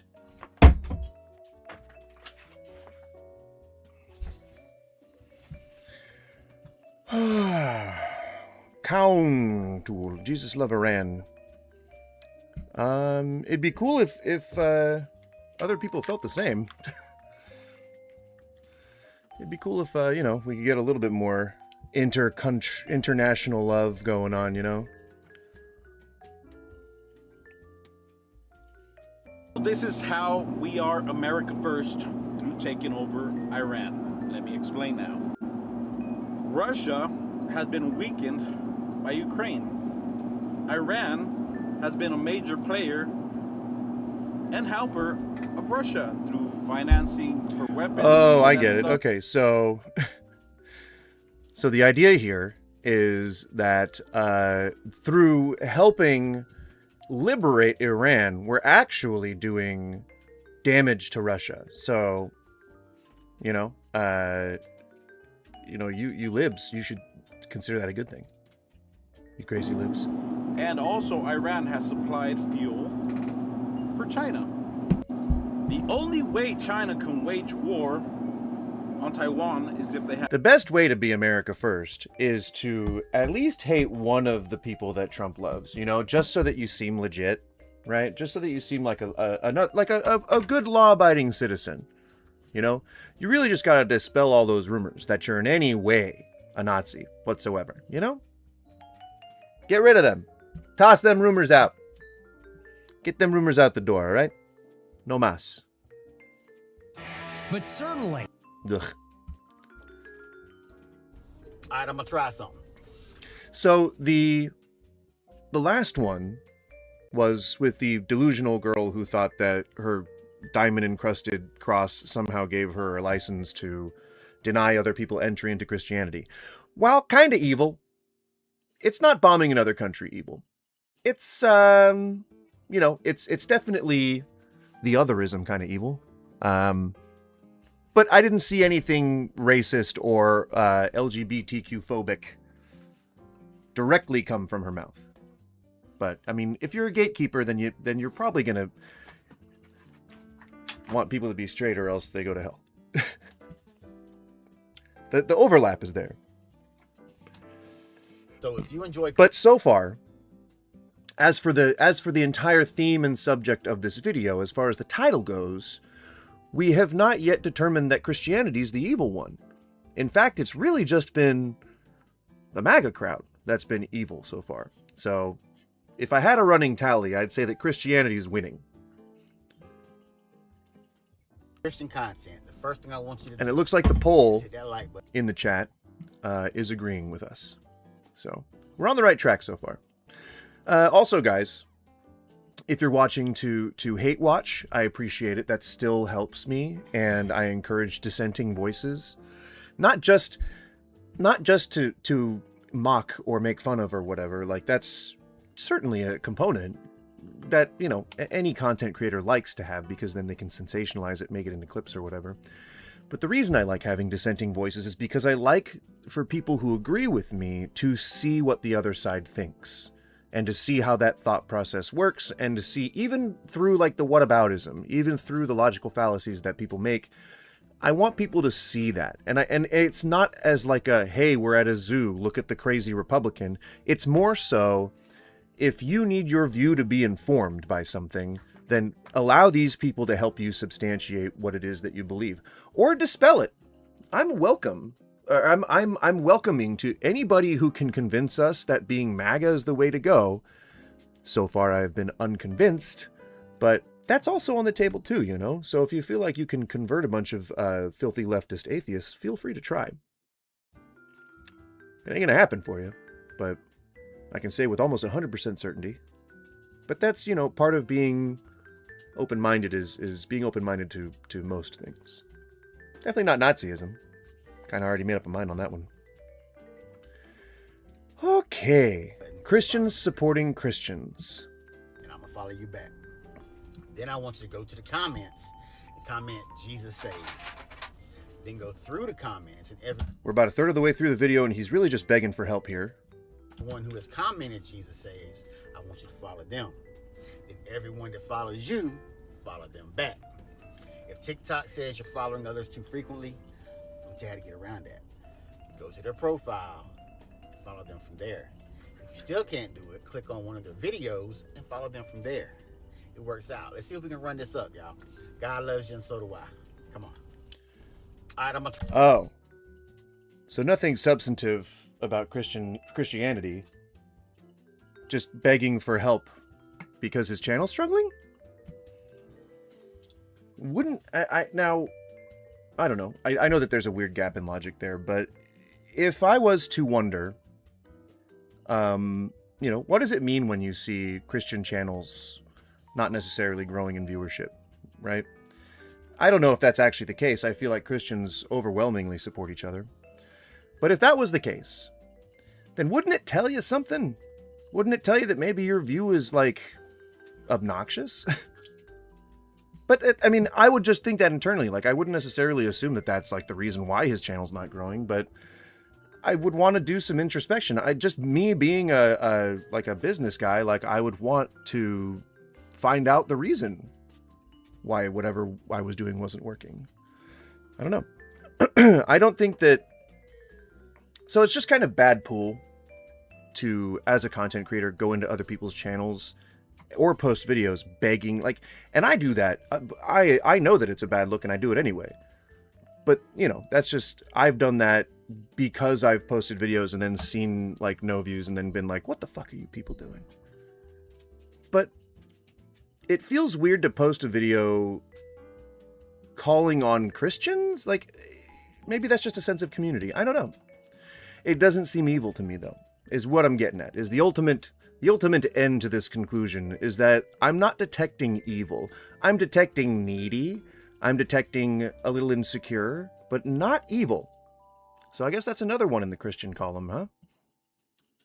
Pretty weird. You know, so far, America First is the losing party here, or the losing side here. try something. So if you enjoy Christian content, the first thing We've already looked at Nick Fuentes, so let's move on.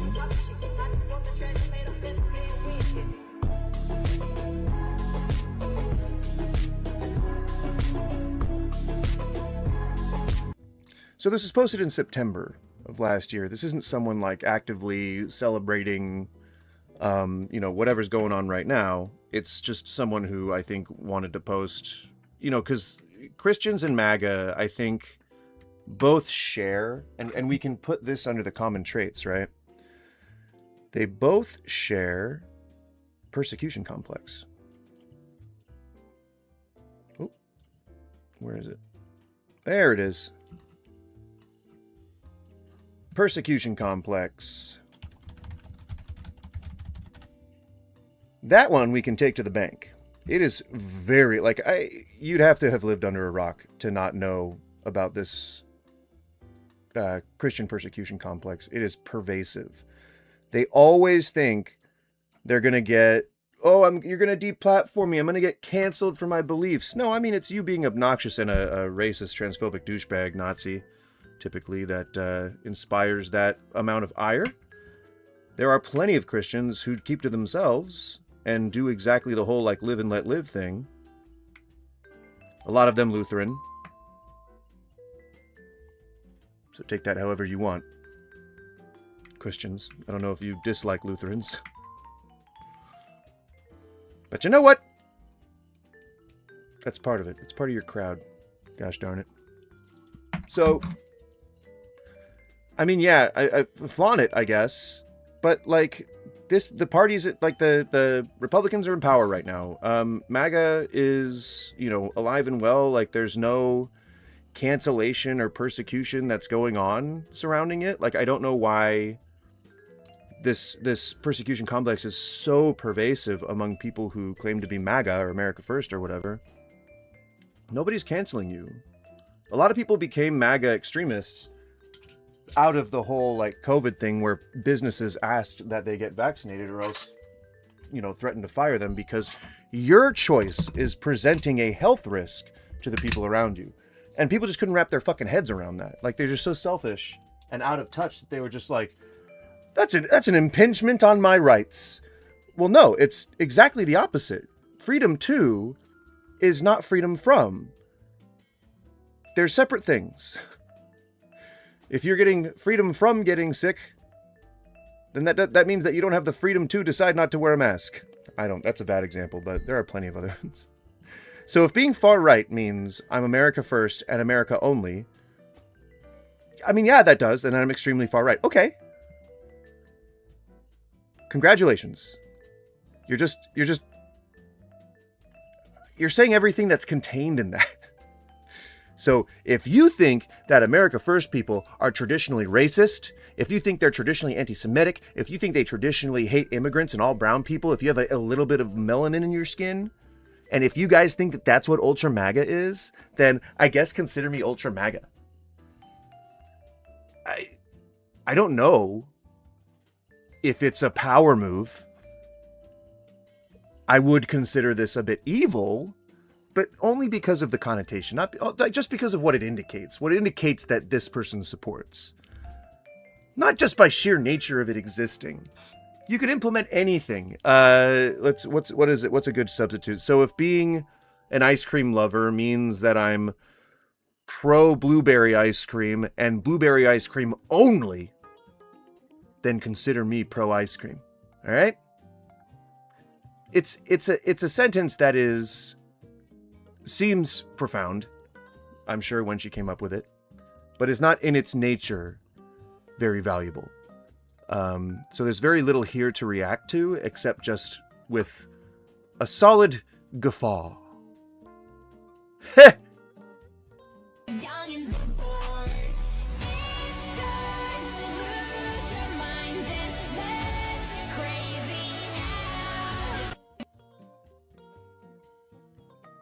Crazy how the Democrats sat down.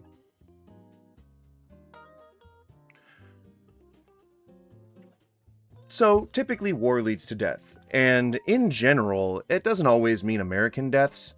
There are some involved, and some Americans have died so far in World War III. But that's the kind of the reason you don't go to war, is because you don't want to send your boys off to die. That's the whole thing. It would arguably be less American to say, I think we can sacrifice some American lives.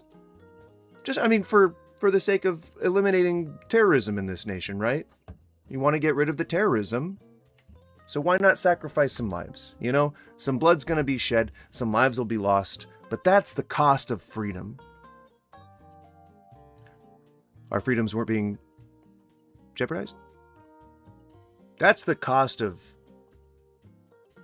being Americans? Huh. Well, I guess there was no reason to do it. Shit. George Washington advised the United States to avoid permanent alliances with foreign governments to prevent foreign control and entanglements.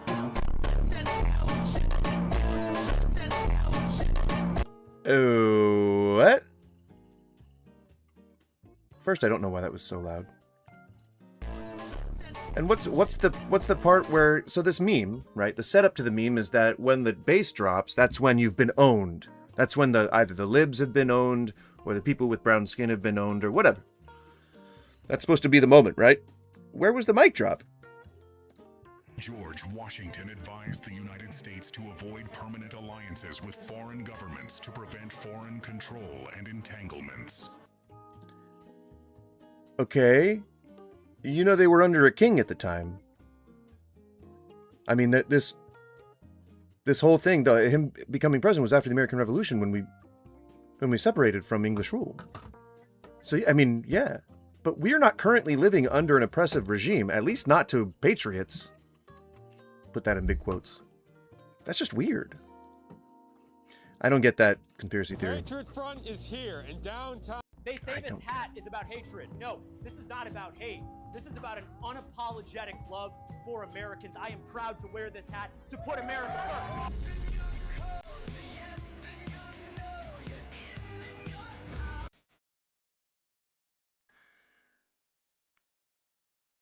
So, campaign? Oh yeah, for governor. Yep. Fishback. Why? I mean, this is Isaiah Lucas official, not James Fishback official. Why are you stumping for this man? Is this a gay thing? Could be. Maybe he likes the cut of his jib. Why is that? Oh, there we go. Hatred. No. So, America First is typically a platform that excludes certain groups of people. Just very simply. Like, there's really no ifs, ands, or buts about that. I mean, even if they let black people in, it's just so that they can try to make them slaves later on. Even if they let Jewish people in, it's really just so that they can demonize them later on. It's not, I mean, America First is not a welcoming group. It's mostly white nationalists, Christian white nationalists, who all just kind of want things to be the same as them. What do you think that's good? What do you think that spells out for you if you're black, and let's say that you're black and gay, and you support America First policies? Well, how do you think that's going to shake out for you when all's said and done? You're going to be living your best life? Maybe behind closed doors. In service to somebody, in servitude. Who knows? This is not about hate. This is about an unapologetic love. So, people on the right side often conflate hate with anger, and you don't have to be physically angry at someone to express hatred towards them. Hate can come through a very calm demeanor. Hate can come with a friendly voice. It doesn't matter what your face is registering. You can still express hatred through policies you pass as a lawmaker. That can be an expression of hatred. If you think that somebody's superior about somebody else, more superior than somebody else, and you agree that certain groups shouldn't exist, I would file that under hatred. But hey, maybe I'm wrong. It's the Bible. Every MAGA has one. Not every. There aren't necessarily huge groups of atheists that fall across the MAGA spectrum, but it is overwhelmingly Christian. Gunnar, okay? Like how I hate talking in action films. Yeah? Do you just dislike... Oh, you talking hate, yeah. Like real actual hate. I was like, you mean pet peeves? No. It's a little more existential than that. These people do not want groups of people to exist other than to serve them. You know, like the law, like the thing that I pulled up earlier that was about conservatism. They want laws that protect them and govern others, and then they want an outgroup so that they can be governed and not protected by the law. So I don't want this guy as governor. I don't know which state he's going for, he's running for, but I don't want him. I don't want him. I'm sorry, what was that? What word did you try to slur just then? Tonight I'm inviting every legislature to... Okay. I mean, you don't want to criticize a guy for a speech impediment, right? God forbid that a party actively make fun of somebody for their speech impediment, especially the President of the United States. Nobody would ever do that, right? Unconscionable. Nobody would ever do that. Make fun of an American president simply because of their speech impediment. Of course not! Oh, shit. Damn it. I was wrong again! Ah, fuck! Anywho, it has come to that time in the stream where we take a quick break to smash the fudge out of this bowl of some dank bud I've managed to delicately press into it. If you engage with it recreationally, I don't blame you, but for me it's medicine, so I need to take a dose of my medicine. If you see me turn the camera off, it is not because I am leaving, it is simply because I am trying not to endorse or support the use of any Schedule 1 substances. You gotta say that, you know, so that people don't think that you're trying to skirt the toss, if you will. All right, I gotta turn my face cam off for just a second. Oh, yep, no. No, I didn't mean to double click it. Ah! Did I mess it? Nope, I didn't mess it up. Thought I messed it up for a second. I am still here. We are still watching videos. I believe it's the Christian's turn now. Have you ever wondered why God sometimes lets everything in your life fall apart? Why the... Well, I'm sure you're going to explain it. Cheers. Smoke 'em if you got 'em. You know what time it is. All right? It's time. I'll just let this play, actually. I'll let this play while I am medicating. You'll hear when I'm done. Why the relationship ended. Why the prayers you begged for never got answered. Because God's not real? You start asking, what did I do wrong? Why is God Nothing? punishing me? Well, he's not because he doesn't exist. You read, you pray, you trust. But the hits It's faith, yeah. keep coming. And Yeah, 'cause he doesn't exist. I feel like God's silence is proof that he's gone. You look around and everyone else seems to be thriving, while you're barely holding it together. You start to think, maybe I've ruined his plan for me. What if I told you it's not punishment? What if the breaking isn't proof he's distant, but evidence he's doing something deeper? Because sometimes, before God rebuilds your life, he lets the version you built without him fall apart. He's not being cruel, he's being kind.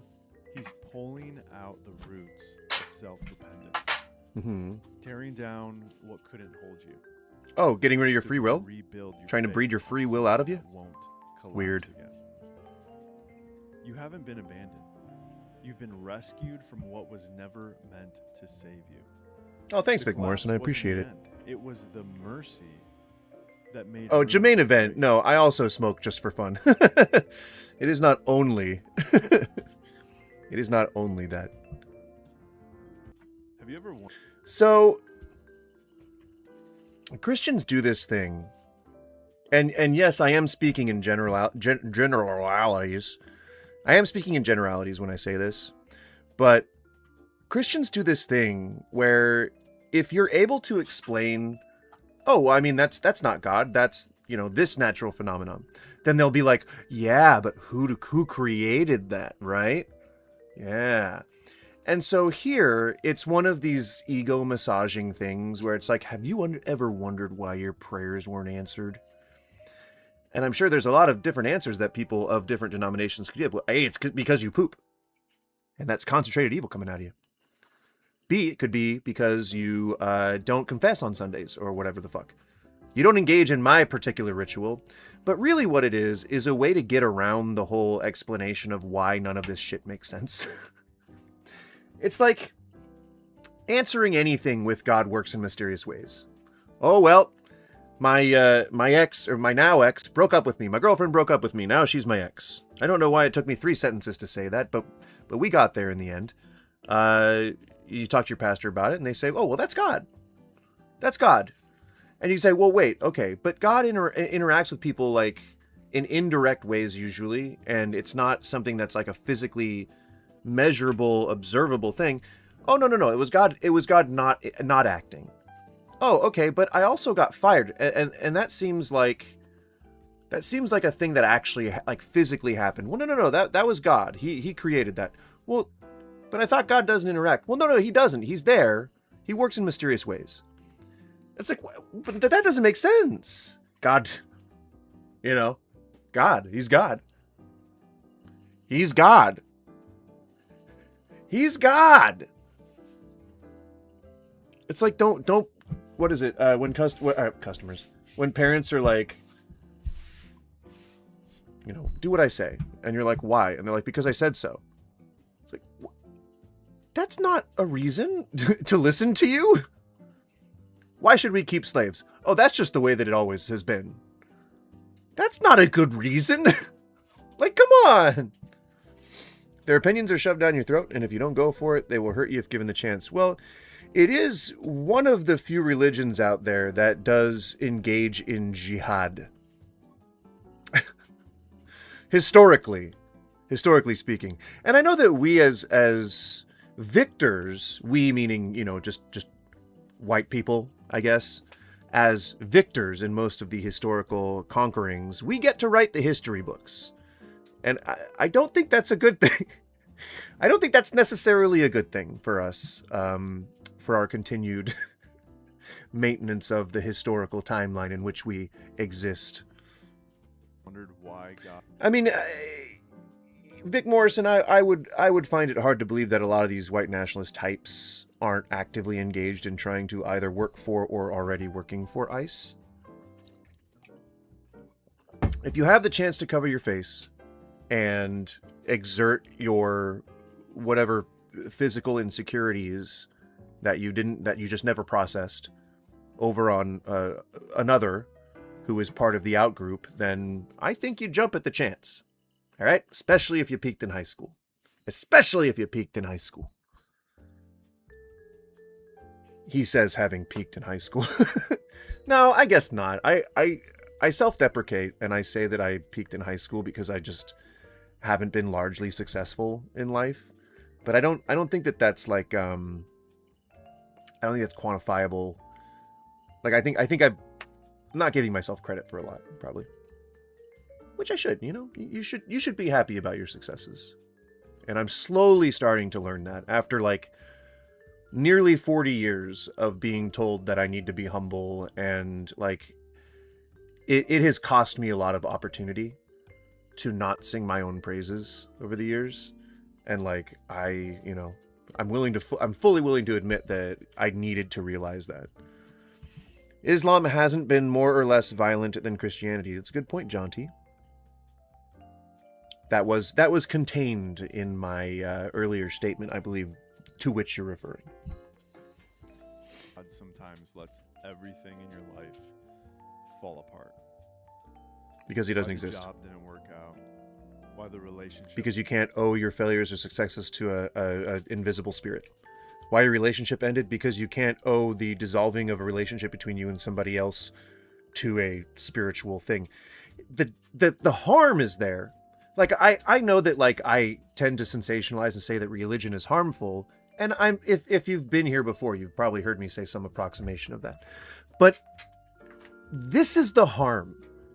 When you raise a person to believe that they have to attribute their successes to somebody else, that can create a huge psychological gap in between confidence and self.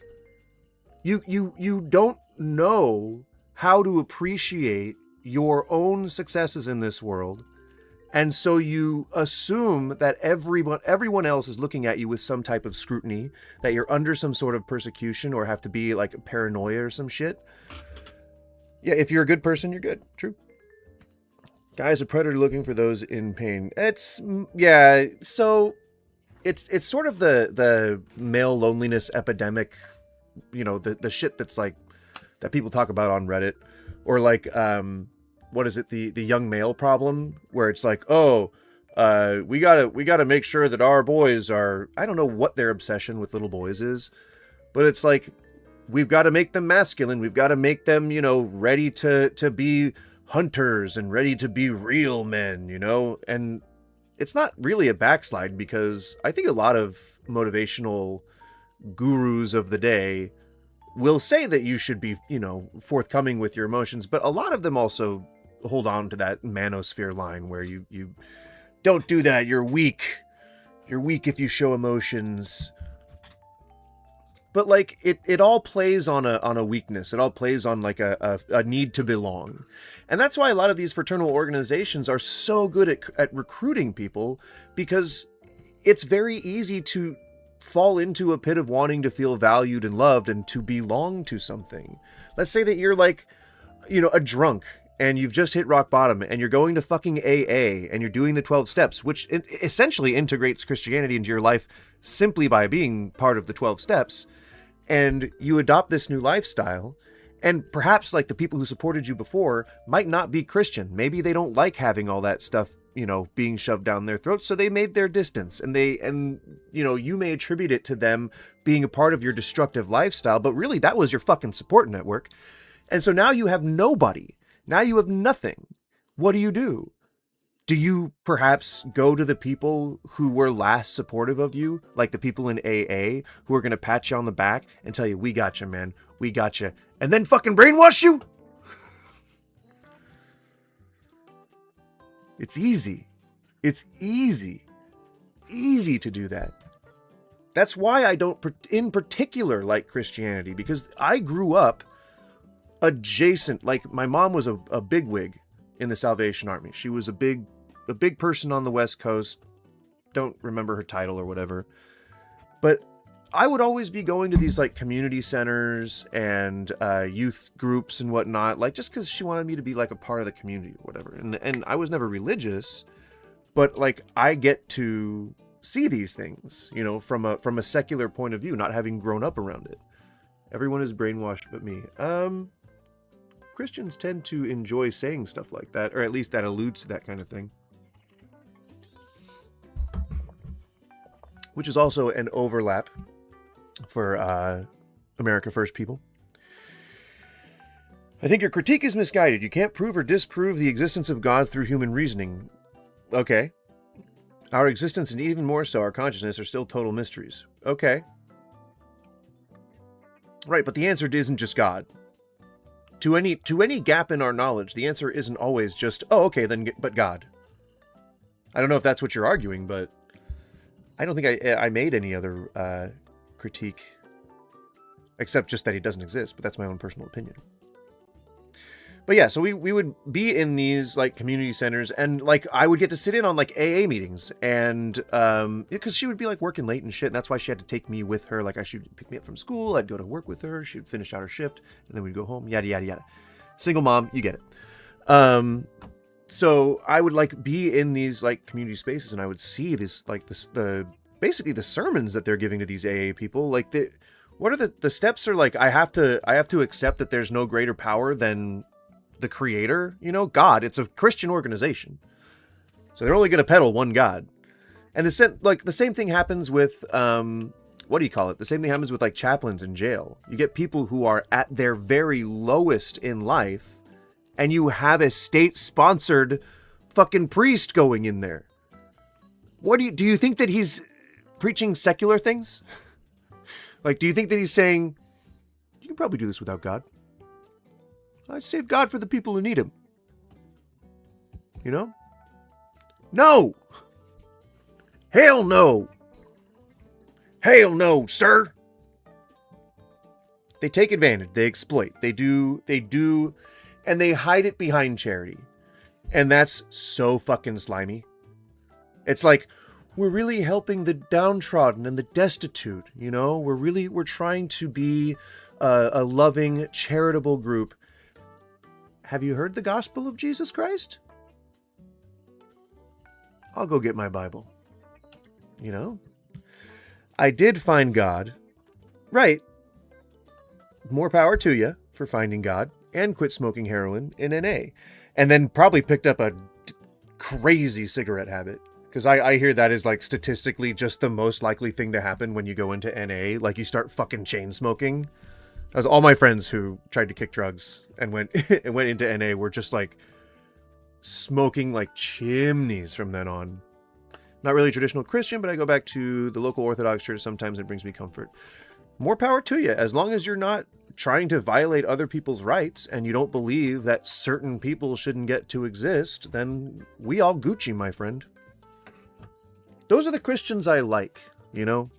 The people who can actually, like, let other people live in the kingdom that they're, like, supposed to be going to at the end of time. That kind of thing, you know? I think Lutherans, predominantly. I think. Not 100% sure. But I think.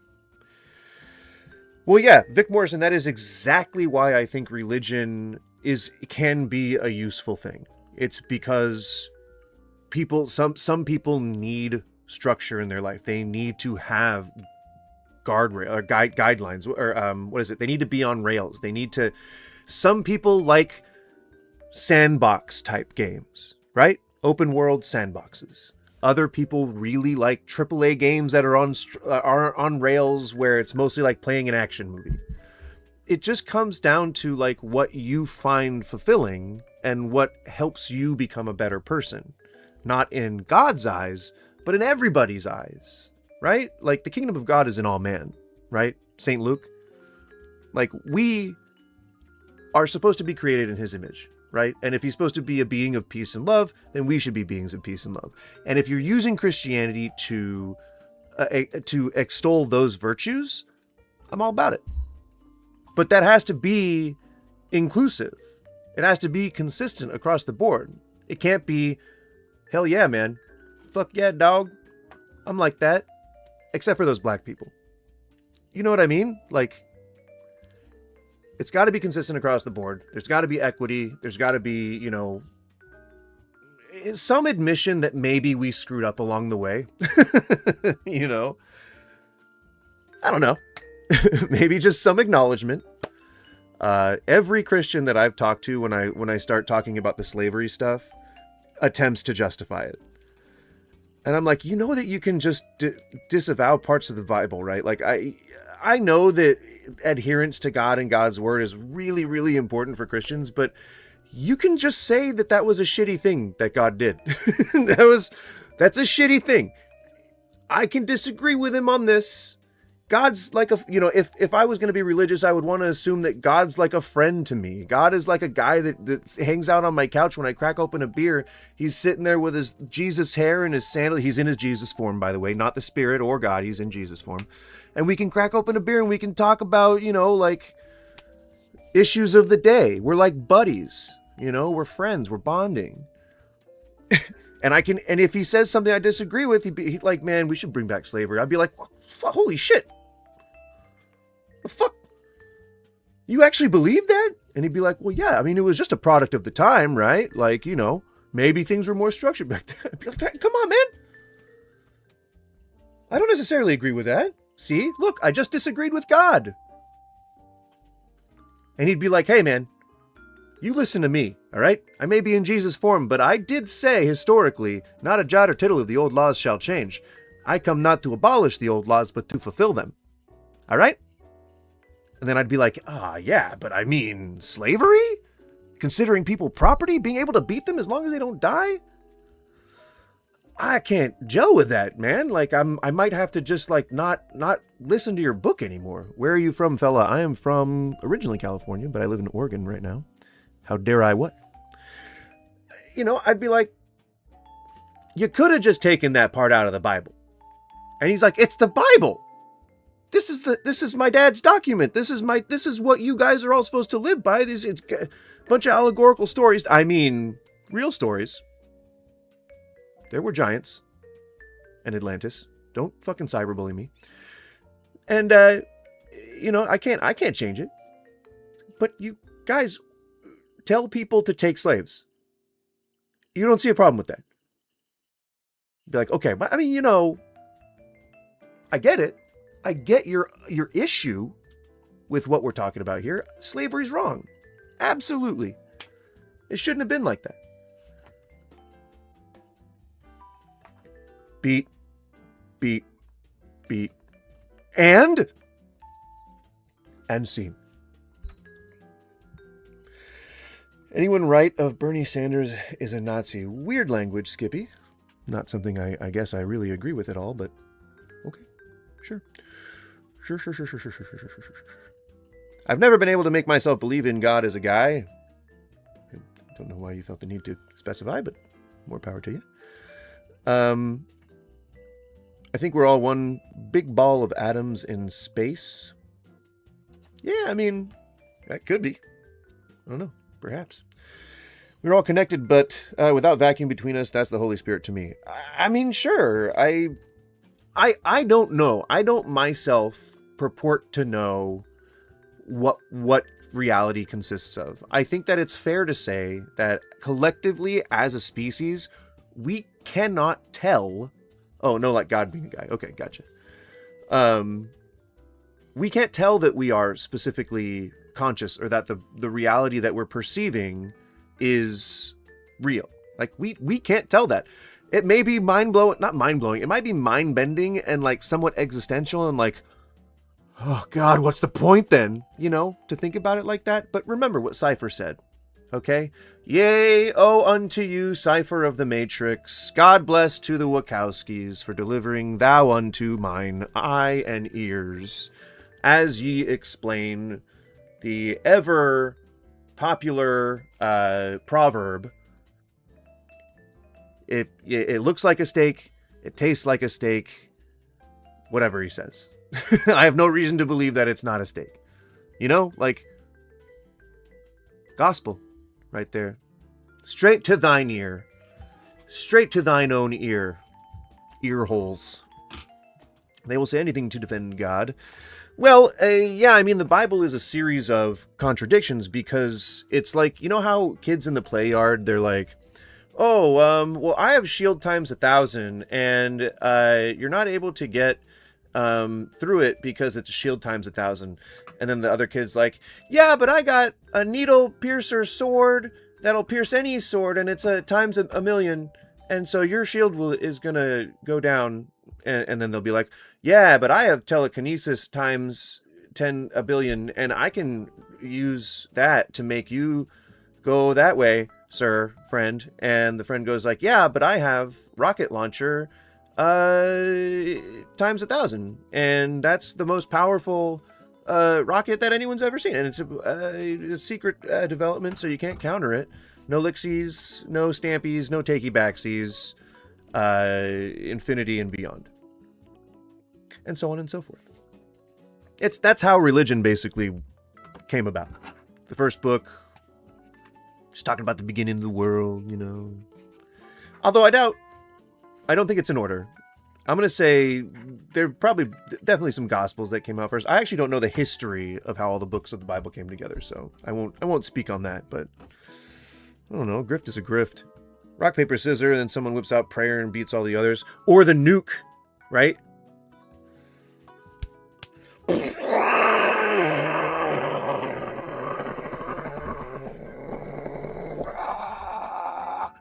You know? You guys remember Terminator 2? Or did I just humiliate myself for no reason? Great music for it, by the way. I think I'm a little phlegmy. You know, I just got over being sick. And I have to wean myself off of my ADHD medication, so I'm getting phlegmy. I think is probably the best way to describe it. And I keep like starting to lose my voice at random times. I think I got like an infection maybe in there. You know? Don't you fucking call me old. I do that enough to myself. I don't need somebody reinforcing it. I know it's there. We're all old. Shut up. Why the prayers? Don't fucking cyberbully me. All right? Never got I won't take it. I was cyberbullied within an inch of my life last night. You start asking, what did I do? Shut up. Why is God punishing me? You try to stay faithful. You read, I put this down on the bottom of the screen. And it does this little visual thing where it freezes. It's proof that he's gone. You look around and everyone else seems to be thriving, while you're barely holding it together. Term 2 is like 30, ain't it? To think, maybe I've ruined his plan for me. What did I say earlier? What if No, shut up. No. Okay, no, shut up. There have been 1,000 Terminator movies, all right? Don't fucking bully me over one. And it exists. Okay, something starts a long time ago, and then it exists, and it continues to exist. All right, so I could have just seen it last week when I turned 30. I've been told I could pass for like 25, so cut me some slack. Okay, I try to take care of myself. Maybe not in the midsection area, but I do take pride in my greasy skin. I am just oiled up like a mug right now because it's so hot in here. It's supposed to snow tomorrow. It's supposed to snow. And it's sweltering hot in here. How is this reality? How is this? I mean, checkmate. Fucking environmentalists. Where the fuck is our goddamn global warming, huh? Checkmate, libtards. Explain global warming. It's supposed to snow tomorrow. Dad bod, yeah, pretty much. I got just about the right amount of SOG in all the right curvature areas. Italian, no. Good lord. Good lord. It should snow until about April 29th. Well, not in Oregon. The fucking weatherman is sitting there going like, it's uncharacteristically warm this time of year. Right? Each day we wake up, it's over 35. And I'm like, my puppy doesn't get to see the snow. My goddamn puppy. She wants to see the snow. It's fine. I believe, I'm not sure on what my my nationality is, but I think I am some type of Latino, and then some type of Eastern European. Other than that, there's probably some German in there. There's probably some amount of Pacific Islander. I know that my dad was half Mexican, I believe. And then the other half was, I think it was nebulous. I think that they had discussed it and he just never like really knew. But I think it was like some kind of Pacific Islander. He said they might have come from the Philippines. They might have come from like, I don't know. How is Christianity evil? Well, Jesus lover. Not that it'll convince you, but Christians have used the Bible to justify a whole lot of atrocities since, I don't know, since it began. So, I mean, actually, so far today, we've really only determined conclusively, I would say thus far, at 77% on the poll in the chat right now, that MAGA is the bigger evil. So, you guys are in the clear today, I guess, apparently. But it's not necessarily that the concept of Christianity is evil. It's more so that the people who practice it can be evil. And if you house people who are, you know, bad people, then it can be argued that maybe the umbrella that they're hiding under is the problem. You know? Know what I mean? A name like Jesus Lover kind of makes it, though, pretty crazy that you would even be trying to approach this in good faith, but I'm willing to hear it. Maybe you didn't know that that's what it was going to come up like. I don't know. It's not punishment. What if the breaking isn't proof he's distant, but evidence he's doing something deeper? Because sometimes, before God rebuilds your life, he lets the version you built without him fall apart. He's not being cruel, he's being kind. I mean, my initial question is, okay, then how would you define cruel? Because cruel is, I would say, if you have the power to fix something and you choose not to, either out of, you know, a need to teach a lesson. If you're omnipresent and you're omnipowerful and you're all good and all loving, then you can create a world in which none of this suffering exists, where everyone's happy. And there's like Christians push back against that by saying like, oh, well, what would be the point of that? And it's like, well, no shit. I think that I learn from a lot of the sadness that I go through.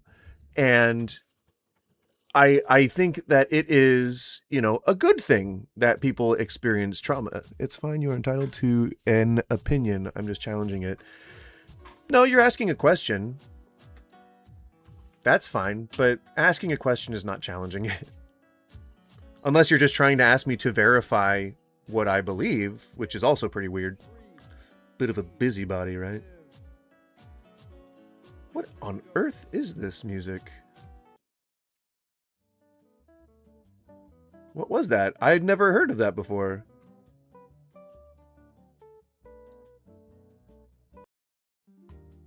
Keep it going, I guess. Oh, no. Okay, well. Nope, that was a different channel entirely.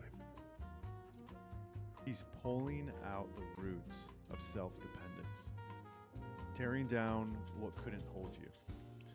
So Holy, eternal, omnipresent greetings, cousins and earthlings. Archbishop Richard Force Ginn. You've been rescued from what was never meant to save you. The collapse wasn't the end. It was the mercy that made room for grace. Ah! Oh God, he's gone. Did he just get up and leave? You haven't been abandoned. Is that how? Please tell me that's how he does all of them. The collapse wasn't. I don't want to listen to all this. Come on.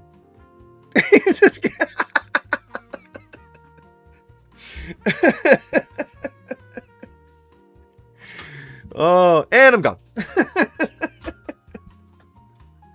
Oh, that's good stuff. I love that. Hilarious. I mean, I don't really know what to react to. He's really just telling you the same shit that people in AA say. You're going, you know, this too shall pass. Shit like that. I don't know. It doesn't feel substantive to me because you're just saying like, yeah, man. Sure sounds rough. Have you heard the gospel of Jesus? You know, like I don't gel with that, man. I know that I don't gel with that is a very ancient phrase, but ancient BI. Because if America is a nation and a nation is its people, and if those people are replaced. Why is it just fucking Nick Fuentes shit? Tonight, President. Replaced. Because if America is a nation and a nation is its people, and if those people are replaced. What could he possibly mean? Like, what could he... There is no reality in which he doesn't mean white people. If you just heard that, somebody's like, you just like on the subway and somebody's like talking to a person next to them and they say that if you replace its people, who would you be talking about? Who could you possibly be talking about? Yeah, no shit, Skippy. A lot of Fuentes. It's a lot of Nazi shit because I very often react to this type of video. You're an undercover fan of fucking Nick Fuentes? Been talking against him for, goddamn, how long has it been now? 10 years at this point? So I've been very good at hiding it, if that is the case. And will not exist any longer, then that means the nation dies with the people. No. America is whoever lives there. It was the Native Americans before we ethnic cleansed them, right? I mean, I feel like, do you just ignore all of history when you come up with bullshit like that? Like, you're just ignoring just all of history, it feels like. I don't know. That's weird, you know?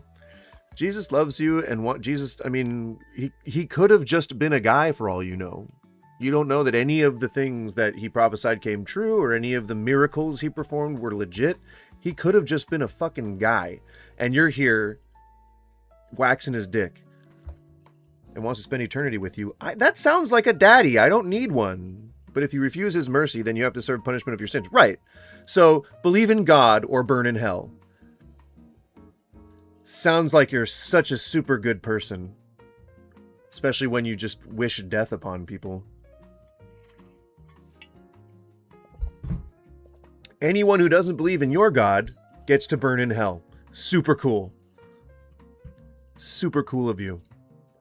Oh no, that's what God says. You're saying it. We have no proof that God exists. We have proof that you exist, and you're saying it. So it's you who's the monster. The nation has been replaced. America.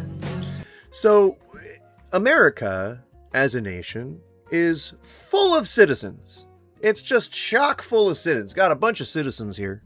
There's a bunch of citizens in this country. Look, there's a flag waving in my background. All right? We got so many citizens. We got citizens coming out our ears over here, right? So the entirety of those citizens, which is broken up into several different demographics, one of those is race. And wouldn't you know it, there's a real large amount of people here who have different skin colors. Isn't that crazy? Isn't that insane? You would have to assume that if the national people of America are somehow getting replaced by immigrants, you got to ask, hey, where are those immigrants coming from?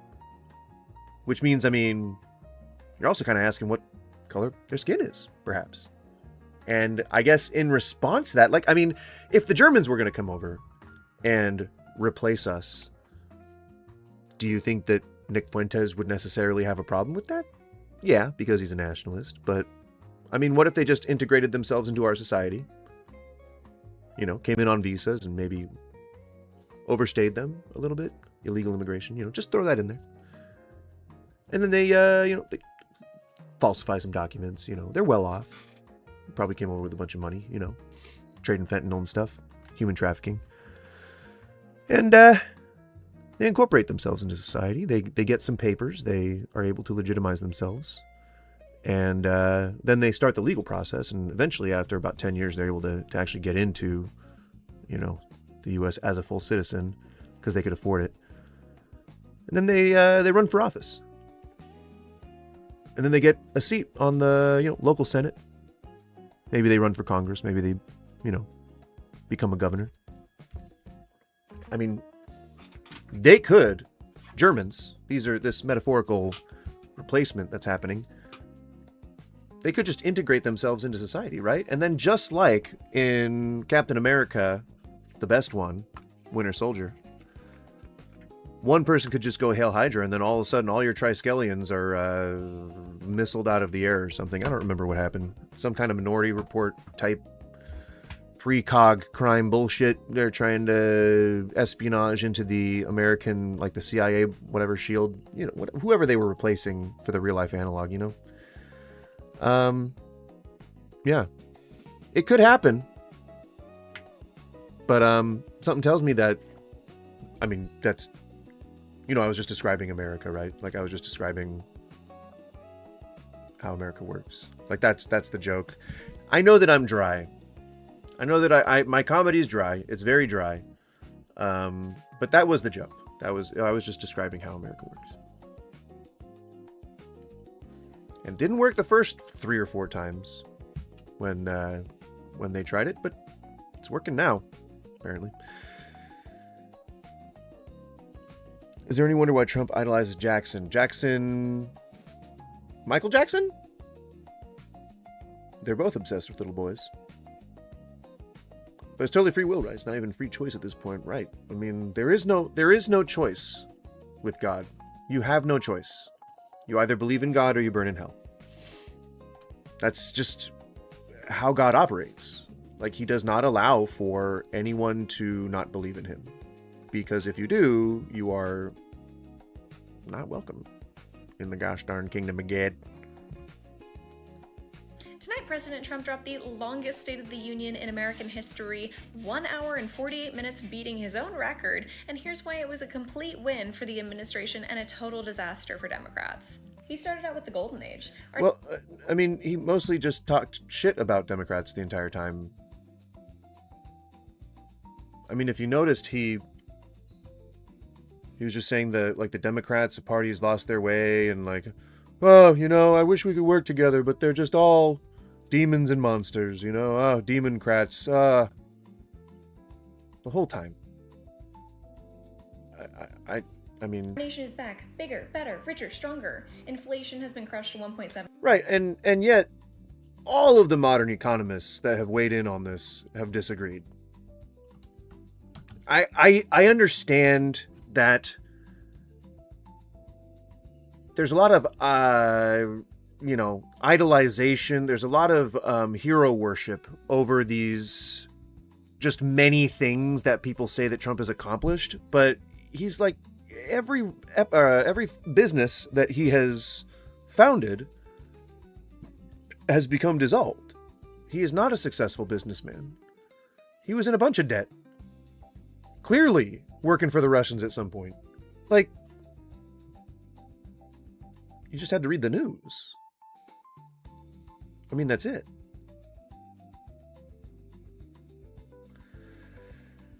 Oh boy. 1%. Gas is under $2.30 and as low as Where the fuck are you seeing that? I mean, maybe recently. But certainly not consistently. And certainly not for the entire year. How do you bankrupt the casino? For real, dude. The house always fucking wins. It means that you have debts to people that, you know, are shady. If you're under the VIG and you are making money hand over fist month after month, then you've borrowed too much money. And I bet you that might have been like debts that his dad had incurred because he was like a notorious philanderer. Because Donnie only got left $1 million when he died. Or he got a loan of $1 million to start his business, right? It's funny how, like, it's same with Trump, same with Elon Musk. Oh, I got $1 million from my dad to help me start a company. But I pulled myself up from my bootstraps after all that, I promise. Hogwash! Hogwash! I just wanted to say hogwash. Thought it'd be fun. It was fun. It was fun to say. I enjoyed saying it. I'm going to say it again. Hogwash! I love it. $1.85 in Iowa. Mortgage rates are at 4-year lows. Ooh, that sounds like a cherry-picked stat. That sounds like it. Prove Trump is evil.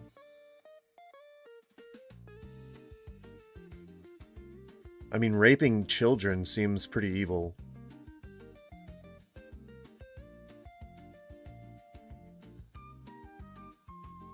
Does it not? Because that account's pretty credible. 13-year-old girl, younger on the Epstein Island, mentioned 130,000 times.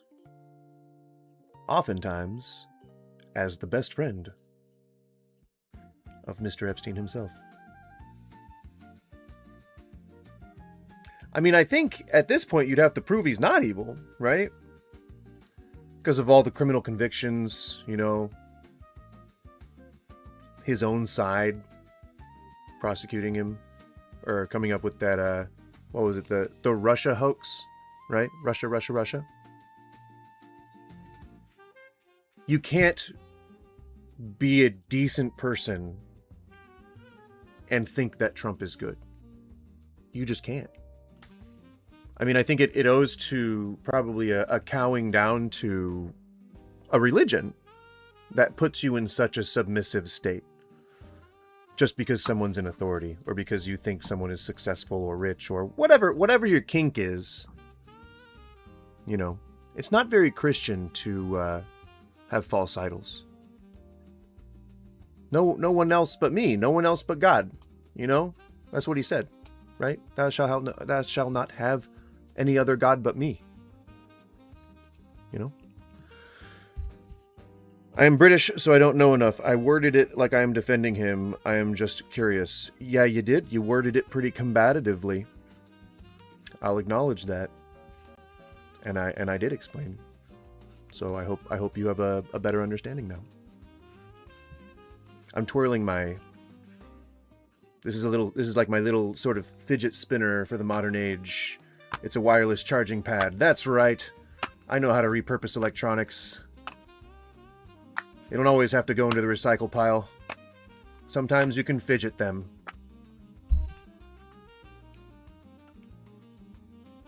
Saving families $5,000 a year. Oh, cool. $5,000 a year. I mean, we're still paying more for groceries. Do you guys know what basket size is? So it's a really cool metric that grocery stores will usually release in their quarterlies, talking about how much the average person spends on their entire order. And basket size has been one of those metrics that people will either like live or die by. And oh, I got it. Sorry, headphone users. Will live or die by. And people get fired if basket size goes down. And we're talking like store managers. And so increasing basket size is just always the topic of the day. And during earnings calls and just in any like operations meeting, it's always about increasing basket size. You'll always fucking hear about basket size. Can you tell I'm bitter about the term? I fucking hate hearing it. But so the average American, not anyone else. I only know American statistics, and this is like from 5 years ago, so it may be different now. The average American spends roughly, was it $46 on a weekday and $85 on a weekend. And I mean, we could probably adjust for the inflation that's happened since then. So I mean, like let's say like maybe, I don't know, $50 and then $100. It's an interesting metric because I mean, just extrapolate that out into how much families spend a year. And I mean, I don't have a calculator right now. I don't know if I could. Is there a calculator?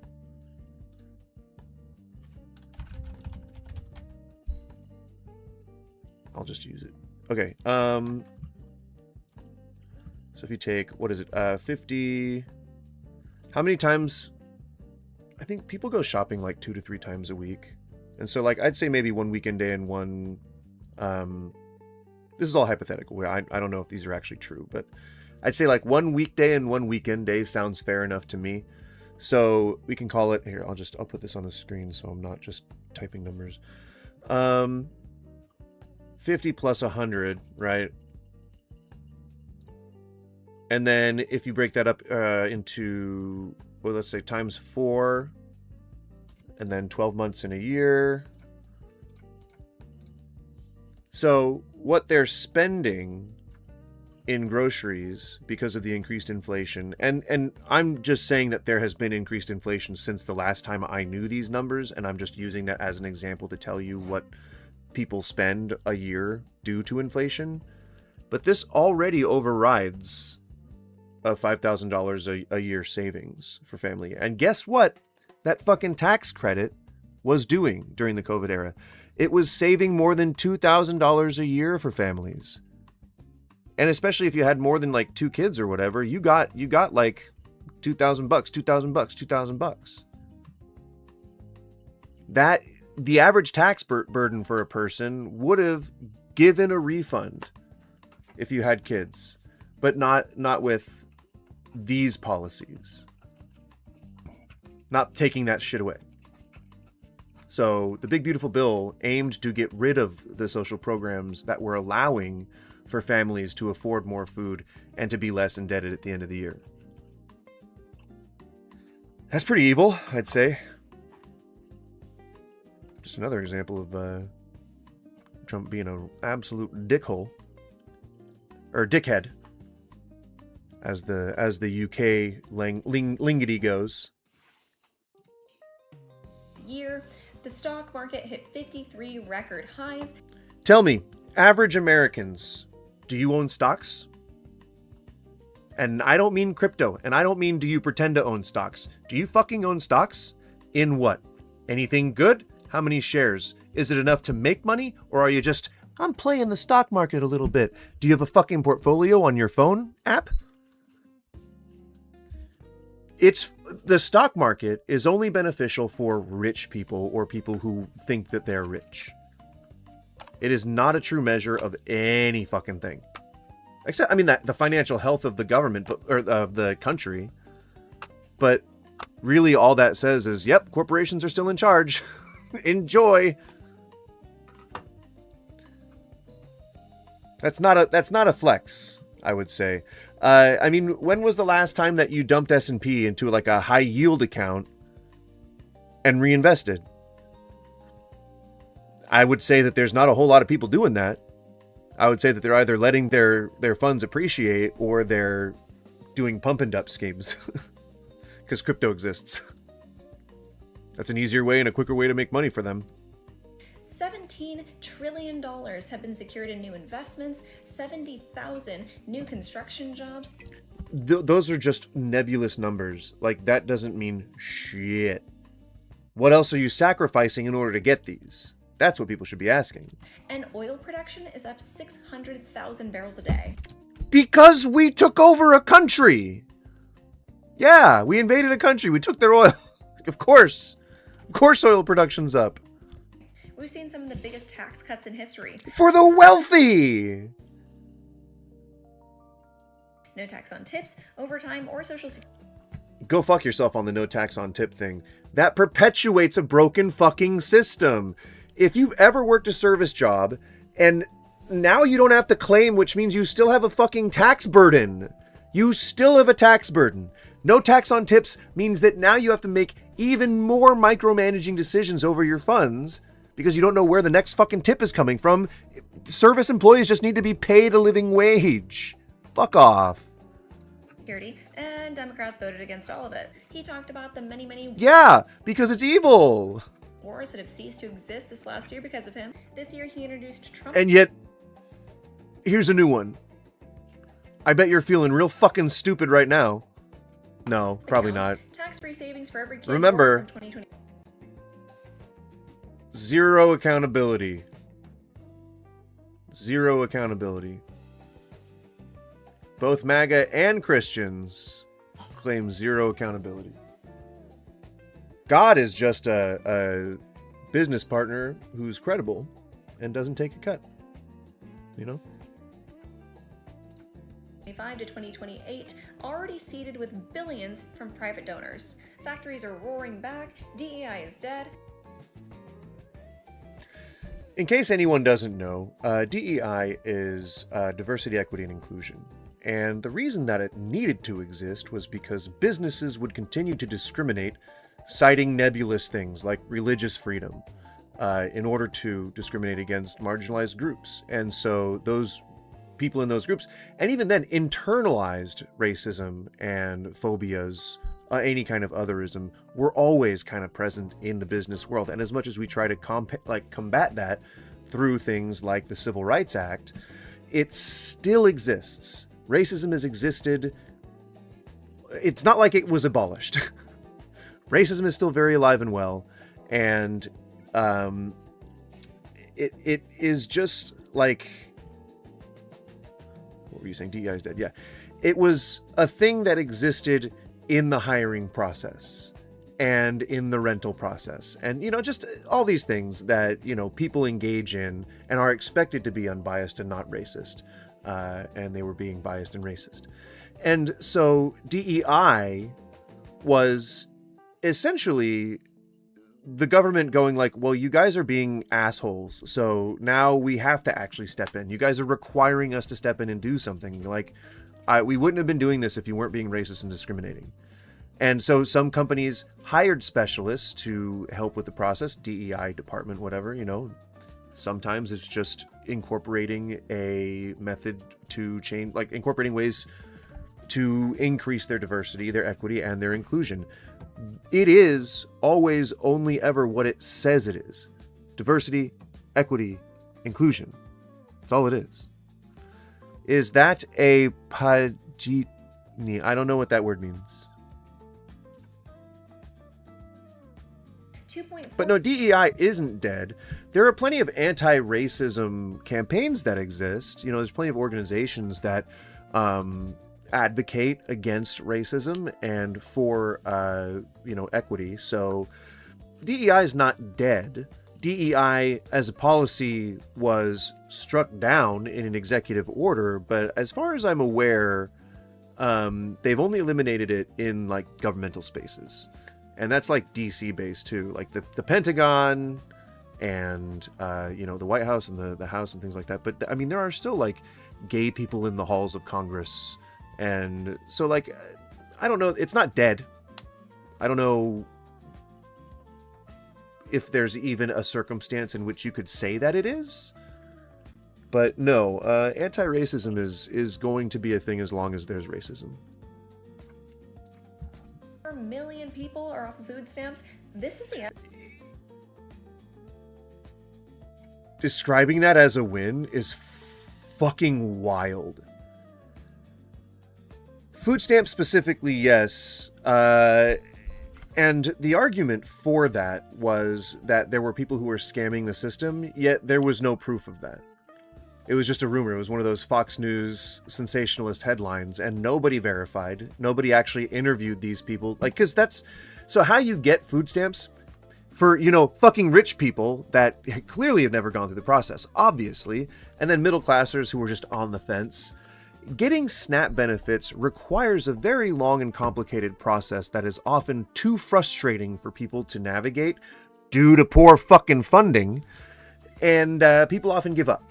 So really, only about 30% of the people who need assistance ever actually get assistance. And that's either due to people not wanting to go through the process or not being able to comply with all of the things that they make you do. Now they're introducing a job requirement, which is why a lot of people got kicked off of food stamps. The whole point of food stamps is so that while you're impoverished, you can buy food for your family. That means unemployment. So literally removing the food from families' tables is fucking monstrous, and certainly puts a tick in the MAGA category for who's more evil. At least Christians will hide behind real food and real charity. Still shady, but I guess less shady than the bait and switch. Yeah, fuck. Saying that 2.4 million people are not accepting food stamps anymore is a bad thing for the country. Give us you're tired, you're poor, you're hungry, all that kind of shit. But also, a lot of these are children. A lot of these are families with small children that are not scamming the government. All of that has been prosecuted. So if you're talking about scams from like the COVID era, sure, people were doing that. Businesses were doing that. They were taking that fucking, what was it, the PPP money and like just running with it. Yeah, absolutely. Absolutely. But fucking families with children, they prosecuted all that fraud in the years following during the fucking Biden administration. And so she's saying now that the 2.4 million women and children that got kicked off SNAP, somehow that's a win? Not even Republicans agree with that. Fuck, man. That's just a crazy thing to claim as a victory for the right. Fuck. Economic revival. Oh, that gives me shivers. That makes me feel more secure creeped than ever. out. We've had a record number of deportations. The flow of fentanyl into the country is down 56%, and the murder rate is the lowest it's been in 120. Made up numbers. In fact, the murder rate's grown. What news are you paying attention to? Is this just from the State of the Union? I knew he was just spouting bullshit that entire time. America first means we don't go to war on behalf of other countries. But you wouldn't know about that, Ben Shapiro, because you're not America first, as we all know you're Israel first. This is some of the infighting that we've seen between the right and the right. Between two sections of the right. It's good to see infighting. I hope they do it more. You know, we do it way too much. And I think, I mean, let me just get on my soapbox here. I feel like the people who... Shush, goddamn. Tax. Let me just get to a good... Fell into lust again. I like these like podcast style things. Ah! Ready? No, I want someone like fucking Just keep showing up and keep. sermonizing and shit. My name is Jeremiah. There we go, pastoring. Testifying, I think. He's about to testify. That's my guess. That's my guess. I don't remember what I was going to say. Oh, yeah. So, like, yeah, let me get on my fucking soapbox for a second. Like, you know, in keeping with the entire stream, the theme of my entire channel, I guess. I think that getting caught up in nuance when we are talking about, like, what's important and what isn't important, I think then we've, like, kind of lost the game already. You know, it's like when you're trying to debate someone about whether or not God is good, you need to start at whether or not he exists. And if you can't find empirical evidence that he exists, then you shouldn't carry the conversation on much further. There's not much value that can be gained by arguing over something that you can't establish exists. So, I mean, when it comes to arguing about, like, things that are political, if you get caught up in the nuance, like, oh, what's the definition of cruelty, or what's, you know, what you're miscommunicating this point, or you're engaging in this logical fallacy, then you've already lost. You're getting caught. You're doing exactly what they want you to do, which is adding to noise, A, and B, getting caught up over some stupid interpretation of a single word when what you're really trying to figure out is can we fucking all get together and get the Epstein files released? Or can we all get together and, like, prosecute the PDF files? Or, you know, like, the important stuff. You know? When you're angry about something, when you're angry about nuance, then it's hard to look at the bigger picture, right? But the bigger picture is trying to get fascists out, trying to combat modern-day Nazism, and trying to get the Epstein files released. Is this person an existential threat? If you determine, sure, then you do that. But you don't go into, like, well, what is a narcissist? How do we determine what a good value is and what a bad value is? How do we determine what a good policy is? Does it take all these things into account? If not, we need to go back and revisit what it means. Bro, finally I found someone with brains on YouTube stream. Well, there are many people out there who have some brains. Just tends to get overshadowed by sensationalism. The existence of the state of Israel is the single greatest guarantor of... There is a shutdown. How many federal workers... Ooh. What is this filter? ...plan to lay off? Well, we may do a lot, and that's only because of the Democrats. And as you know, they want to be able to take care of people that have come in. What the fuck am I watching? To our country illegally, and no system can handle that. And so we're totally... What? So the reason that immigration courts were stalled, like why it was taking such a long time for people to get citizenship, or at least go through the process, was because of lack of funding. Like, it certainly looks better, optics-wise, on the news, in newspapers, when you have tactical vests on and when you're aggressively rousting people from the country. You know, it looks better, right? And it sounds better. It sounds like we're taking America back. But really what we need is to make sure that our infrastructure works. And the best way to do that is to fund the right programs. And one of those programs that's been notoriously underfunded has been the crisis at the border. Sure that we spend a lot of time fucking talking about it.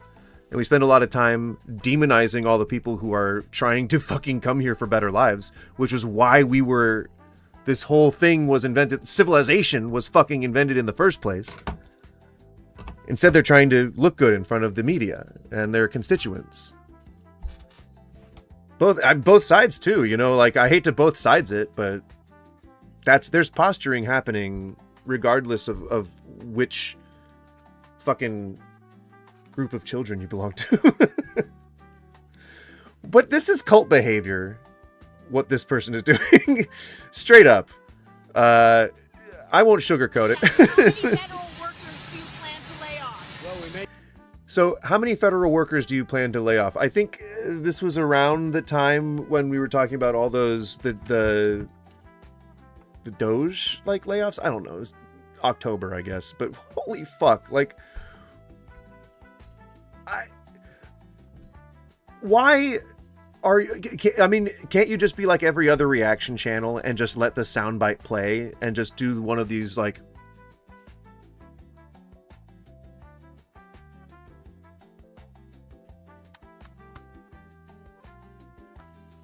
You know, and there's your clip, you know, and there's your short for the week, you know. I don't know why you had to memorize or are reciting the words that he said here. It was just a soundbite on the news, not something profound, not something like from a speech or motivational or inspiring. How is that not cult behavior? And the filter is just freaking me out. It is uncanny valleying me real hard. This is America first. Jesus Christ, dude. I have had so much Nick Fuentes pop up. I'm so over it at this point. Ain't me no more. Watch this. Let it burn. Time for something better. America first, always. We're moving forward. No looking back. It's about us now.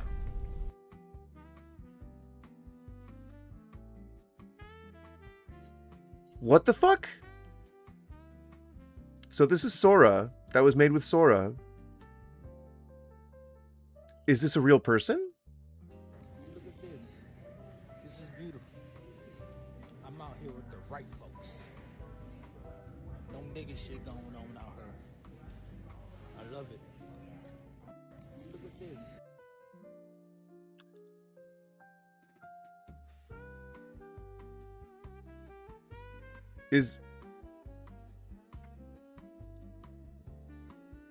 Is this real?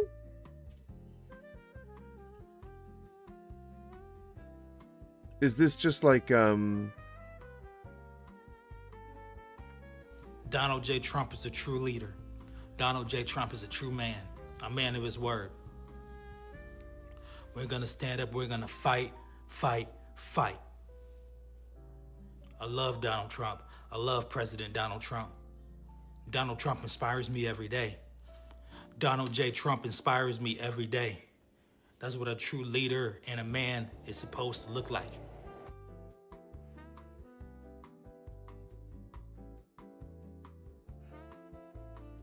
So the thing I see here is made by AI. This old cap, it ain't me no more. Watch this. Let it burn. Time for something better. America first, always. Sora. And this doesn't seem to be AI.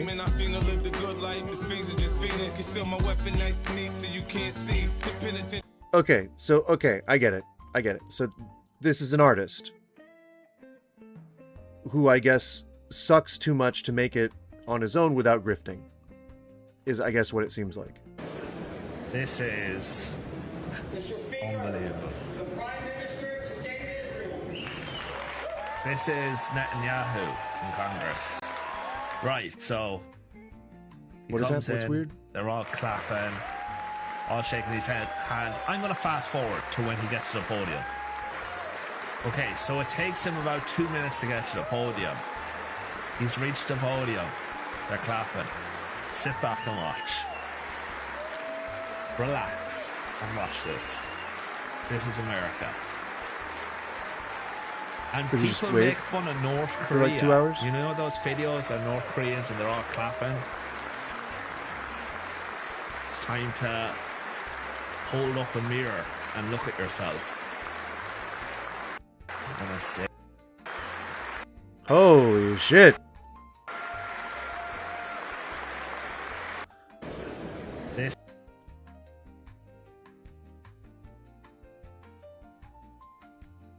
That took a long time.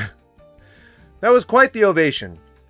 What do people call him? Uncle something? Uncle BB? Some shit like that? Yeah, that's pretty strange. I don't know if any of this is normal. I am not involved enough to have researched whether or not him speaking in front of Congress is a thing. I think world leaders have come by and just spoken to lawmakers before. I feel like that's relatively normal. I feel like that's like, I don't know. I don't think there's really anything weird about that. I don't know though for sure. So This old cat? Nope. Half the people that run their mouth would never walk up to you or walk up to me and say what they say. He said, I'm Kamala Harris. That's interesting. Oh, stop right there. Stop right there. It's not real until you stand right here and you say it to my face. Will I be arrested if I walk into that building and ask Congressman Donalds why he would slander me and my family that way? yeah, I mean, if you're walking into a lawmaker's office to yell at him, and then you're stating that is your purpose, then they're probably not going to let you in. I mean, spirited discussion at the correct time and place is good, not just during office hours. Until then, go ahead and run your mouth. You're less than nothing. Florida is our home. America is our birthright, and we will never let them steal it from us. Who's them? Who do you suppose that is? Only a couple of things it could be, right? To my knowledge. Guess we'll see. Well, it's great to be here in the great state of Michigan. I want to thank, of course, the leadership of this great American manufacturer. Hatch was founded in 1952 by two brothers. Our vice president knows the true heartbeat of America is not in Washington, D.C. It's right here with you. Oh, this is in September. Jesus. Listen, I traded in my MAGA hat for an America First one, and I still have... Don't rebrand, guys. There's no reason to. You're splitting off into sects now. I need to pee. I must pee.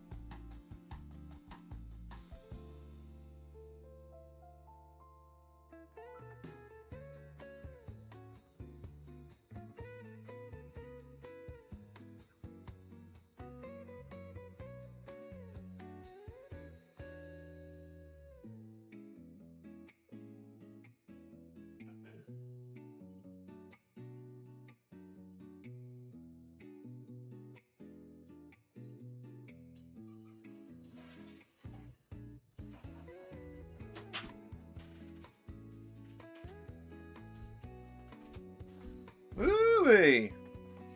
Oh, my legs and my back and my old bones. Don't criticize my old bones.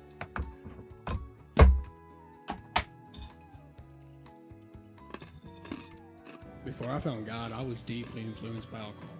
And alcohol eventually led down a road of depression, and I was full of anger at the same time.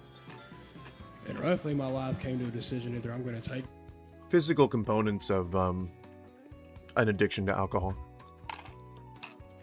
Cowardly child mutilators everywhere in government. I mean, I guess, but I think that you are anti-Semitic, if I remember correctly.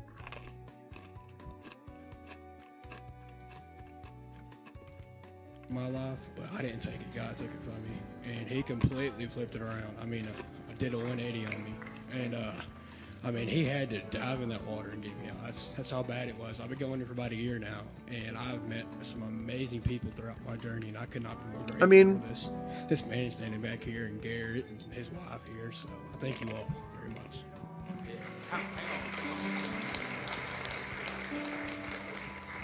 So it's I don't think it's ever a good idea to diminish somebody's testimony.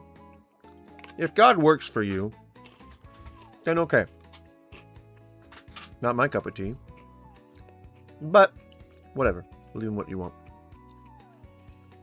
No such thing exists. What doesn't exist?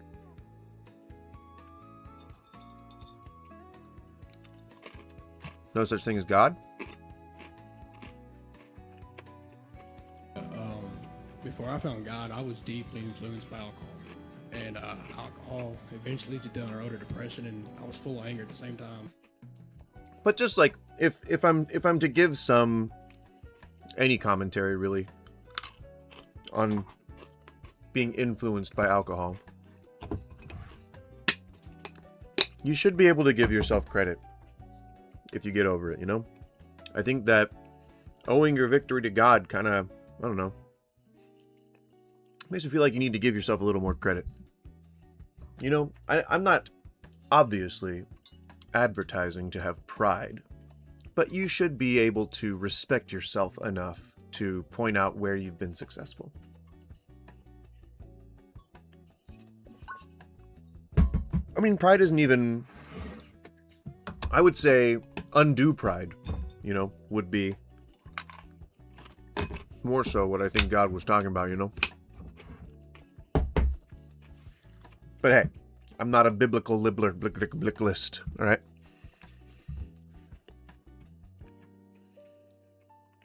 Give yourself credit, you know?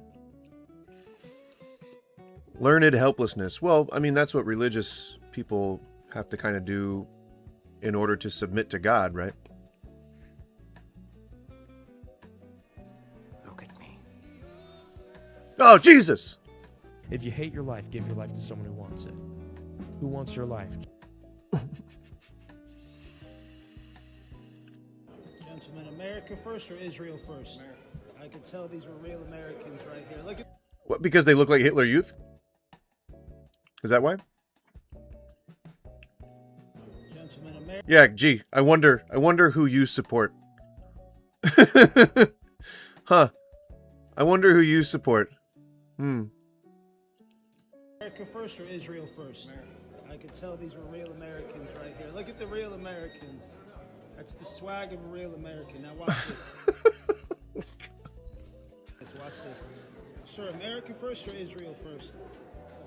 You notice the difference? These are real Americans. So, people with an inferiority complex who overcompensate. I mean, yeah. See, I guess the part of all this that I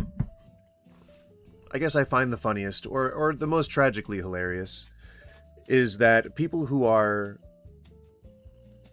I guess maybe religious as an umbrella term, it's like the air of superiority while trying to communicate that they're humble. You know, it's like a self-contradiction. And it's like, where's the hero worshipping coming from? You know, why is this guy so obsessed with what real men look like? I don't see the problem with America first over Israel first. Thus begins the downfall of every so-called anti-fascist. When the issue of Israel and Palestine arise, as well as taxation allocation. What the fuck are you talking about? You can invest time and money and resources into improving our infrastructure and not funding terrorism. Why would you think that those are two mutually exclusive issues? Sorry, I'm enjoying some sesame sticks from Trader Joe's. They're delicious. And what the fuck do you mean taxation allocation?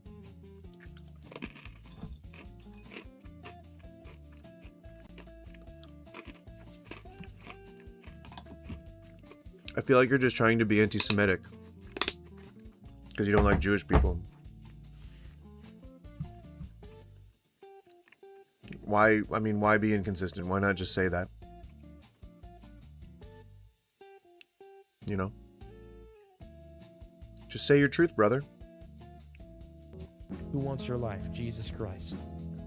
When I was 17 years old, I was going to take my life because of depression and anxiety, and I thought I wasn't valuable enough. And now that I'm reflecting on my life, I had so many things that were idols in my life. Right. Correlation, again, is not causation. So just because you noticed that you listened to music or that you enjoyed art and were also depressed doesn't mean that it was the art or the music that was doing it. The fact that they're getting money from the US, I didn't agree to it. I'm sure you didn't either, especially seeing as you're against what's happening in Palestine, presumably. Yeah, I'm against all foreign wars. Especially if we funded them and then armed both sides. Not a big fan of that. That would be called state-sponsored terrorism. Not a big fan. So why does Israel have free healthcare in college, but we give them $4 billion a year? Because they need bombs, man. They need fucking bombs. And they need, like, you know, napalm. Anti-Semitism isn't a thing. Yes, it is. Watch.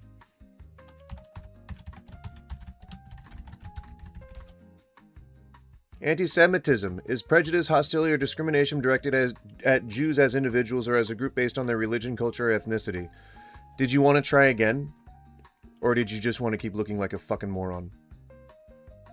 You're anti-Semitic. I've seen you here before. Like, you don't have to pretend. And you certainly ain't got a lie to kick it, man. Just say you don't like Jews. You calling them names does not make them evil. We, as a secular government, used to promote circumcision as a health practice. And we did that up until fucking the year 2000. So, have you tried shutting the fuck up? It might work wonders for you. It might. Maybe don't be a dickhole and hate on the Jews for no reason.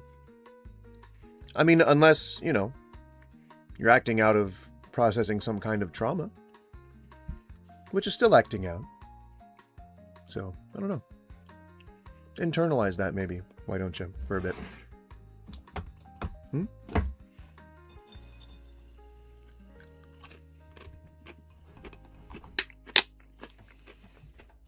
And I mean, you know that there are people who don't conduct circumcisions, right? Like, just in general.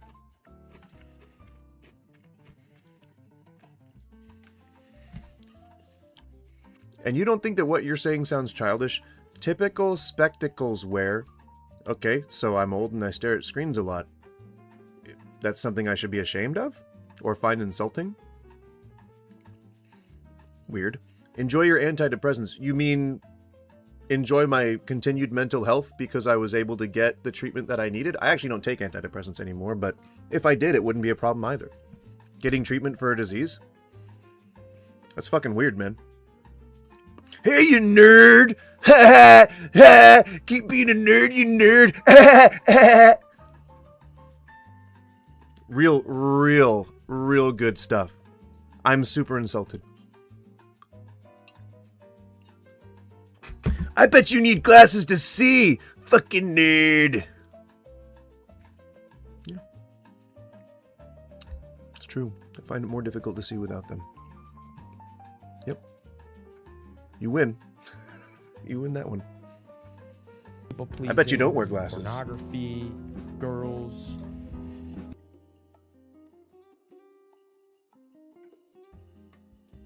Years old, I was going to take my life because of depression and anxiety, and I thought I wasn't valuable enough. And now that I'm reflecting on my life, I had so many things that were idols in my life. So let's just if you guys aren't, you know, the psychology types, then you may not have absorbed this when he was saying it the first two times. Let's just start it over. Try to listen to what he's saying. I guarantee you, if you don't catch it, I'll just explain it. When I was 17 years old, I was going to take my life because of depression and anxiety, and I thought I wasn't valuable enough. And now that I'm reflecting on my life, I had so many things that were idols in my life. People pleasing, pornography, girls, money, fame, all of these things when I was 17 years old. And I kept going back to these things because it was familiar, even though I knew it was going to let me down. And finally, I came to the place where I was going to take my life because I thought I wasn't valuable. Right. If you assess your value through those things, you're going to be disappointed. You are setting yourself up for failure.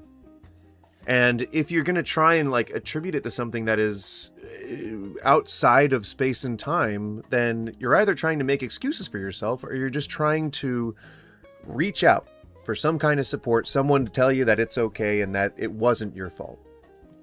And I think that this is a lot of where the men's rights activists and where a lot of the male loneliness epidemic stuff comes from. It's really just people not getting the support that they needed and acting out in different ways. And for him, like, sadly enough, this person was ready to take their life because girls weren't working out for them, because people pleasing wasn't working out for them, because money wasn't working out for them. These are all external things. It's not some like concentration on idols or something. It's that you had a tough go of it. Your mental health didn't improve when you tried to engage in things that would normally help with mental health. So you have some kind of an issue that you're dealing with. And it's these external issues that are not causing it. But not only that, not just the psychological aspect of this, but he's also shirking responsibility. Like, if you can attribute all of your failings to some external force, like I didn't believe in God hard enough, then how are you ever going to take accountability or responsibility for the actual part you played in the shit that led up to this? If he's at a point where he's suicidal because of how little value he feels, he had a part to play in all of this. And it's all due to these like failures that happened around him because he didn't believe in God hard enough. Isn't that sad? That makes me feel bad for him. I wish I could have helped at a time when he needed it, you know? Fuck. And so you learn how to put your responsibility and your accountability onto a demon. You learn how to put it onto somebody else, onto some external force that doesn't hold you accountable. And then when you have a success in your life, you have to attribute it to something that you can't even prove exists, that you have to have faith that exists. So all of this takes away your humanity. It takes away your free will, I guess, right? You have to receive all of your benefits and all of your love and grace from an external force. That is extremely restrictive, and that sucks. I can't imagine having to deal with that conflict. Why it seems like Christians are so brainwashed, you know, and that may not always be the truth, but there is psychological conditioning that goes in, that is baked into the religion itself. Poor guy. Jesus said that. There he is again.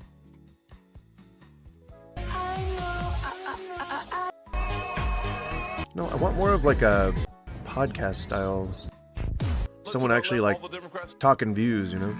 We're losing America. No, did I lose the search? Filthy. I lost the search. Keep going down. Go on, keep going. There you go.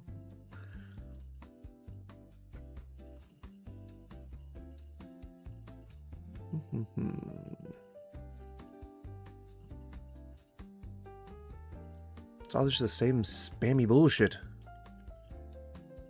Is this AI? That looks like AI. I think we're just going to kill people that are bringing drugs into our country. Okay? We're going to kill them. You know, they're going to be like dead. Destruction, terrorism. I mean, I don't know. Celebrating death just kind of feels morbid, you know?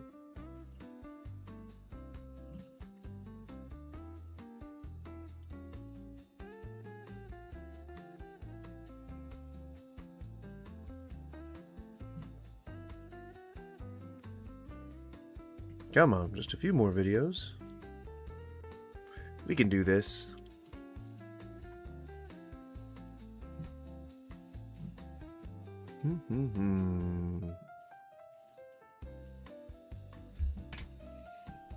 Oh, here we go. That's not what I clicked on.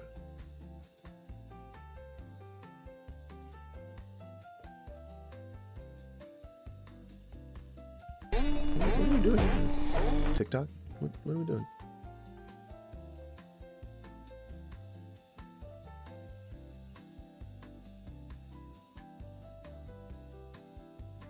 Just show me the stupid thing.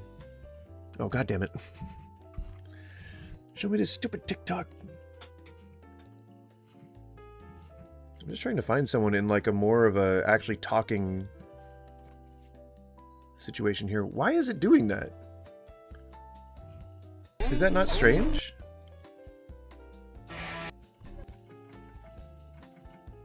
Right? Half the people. The same city that found Trump There we go. guilty. So last night, President Trump asked everyone to stand if they believe that the first duty of the American government is to protect American citizens. And the Democrats refused to stand.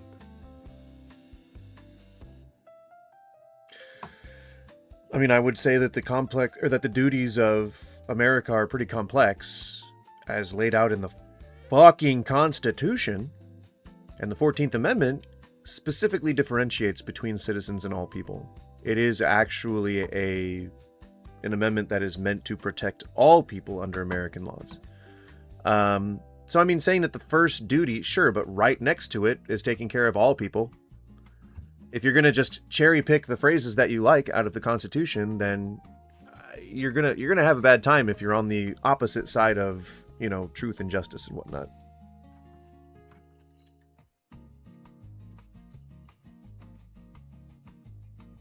Can't make this shit up.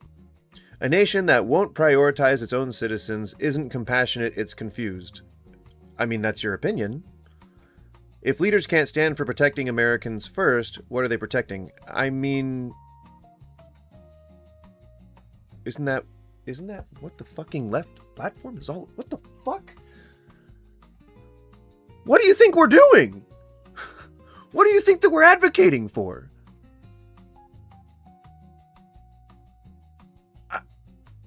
What?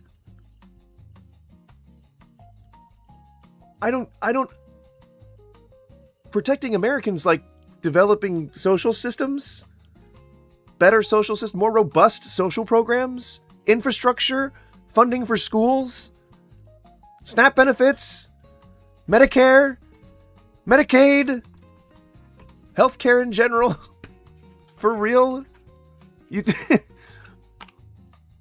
I mean, the entire time we've been advocating for protecting American citizens. It's fucking crazy. The mental gymnastics to get from the position that is just normal and baseline, which is like people should be able to have the basic level of healthcare that we all deserve.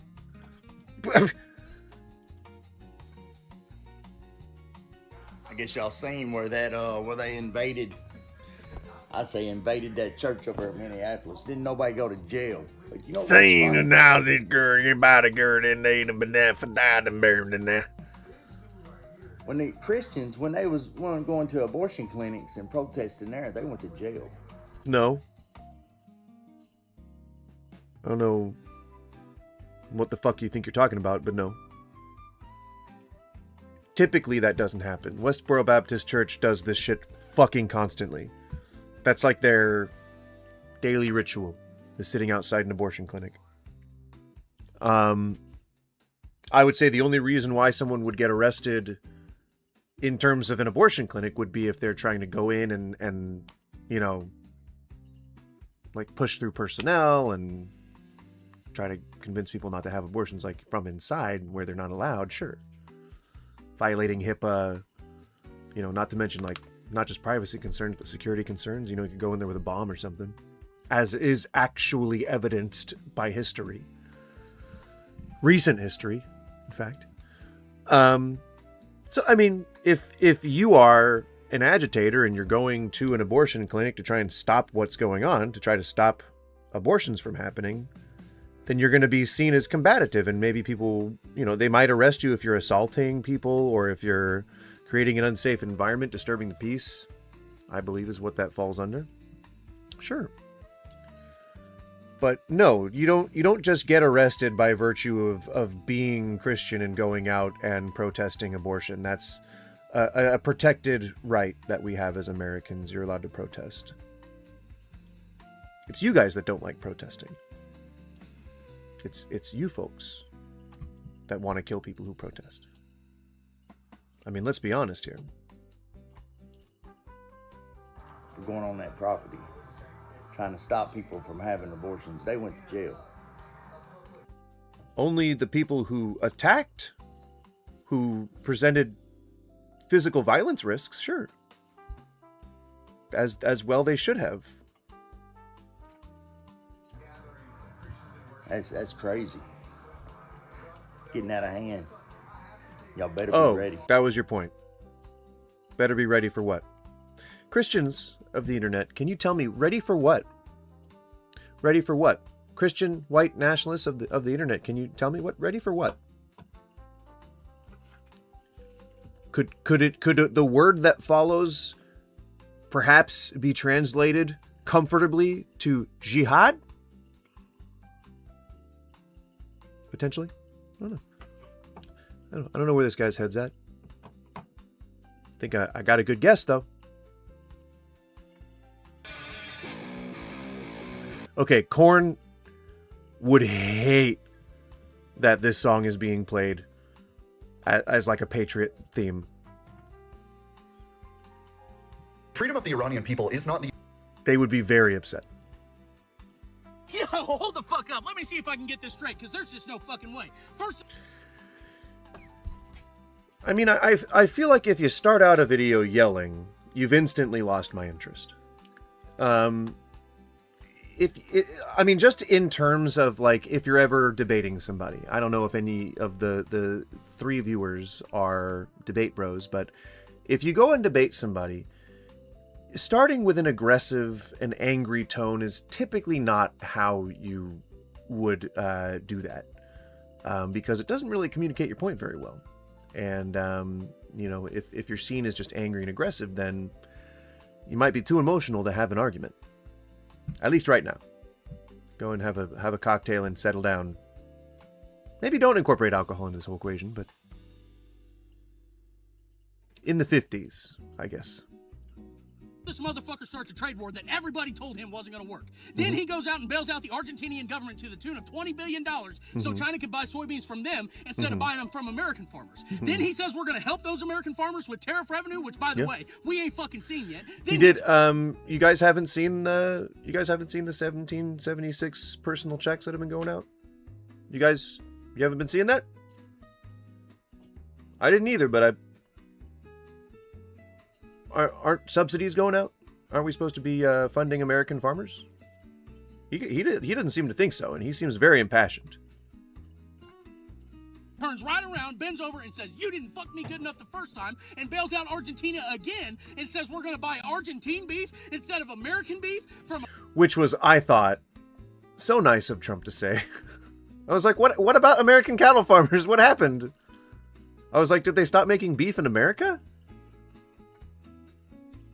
American farmers, and the cherry on top of it all, he then tells the Department of Justice that they owe him $230 million fucking dollars in personal damages, and you're telling me that while he was doing all that shit, I had to set my fat ass in my hometown all last week and watch some of y'all drag my fucking name through the fucking dirt and call... I don't know who this guy is. I guess he does music. But I mean, if he does music, that's probably why he's yelling. Maybe that's like part of his characteristics.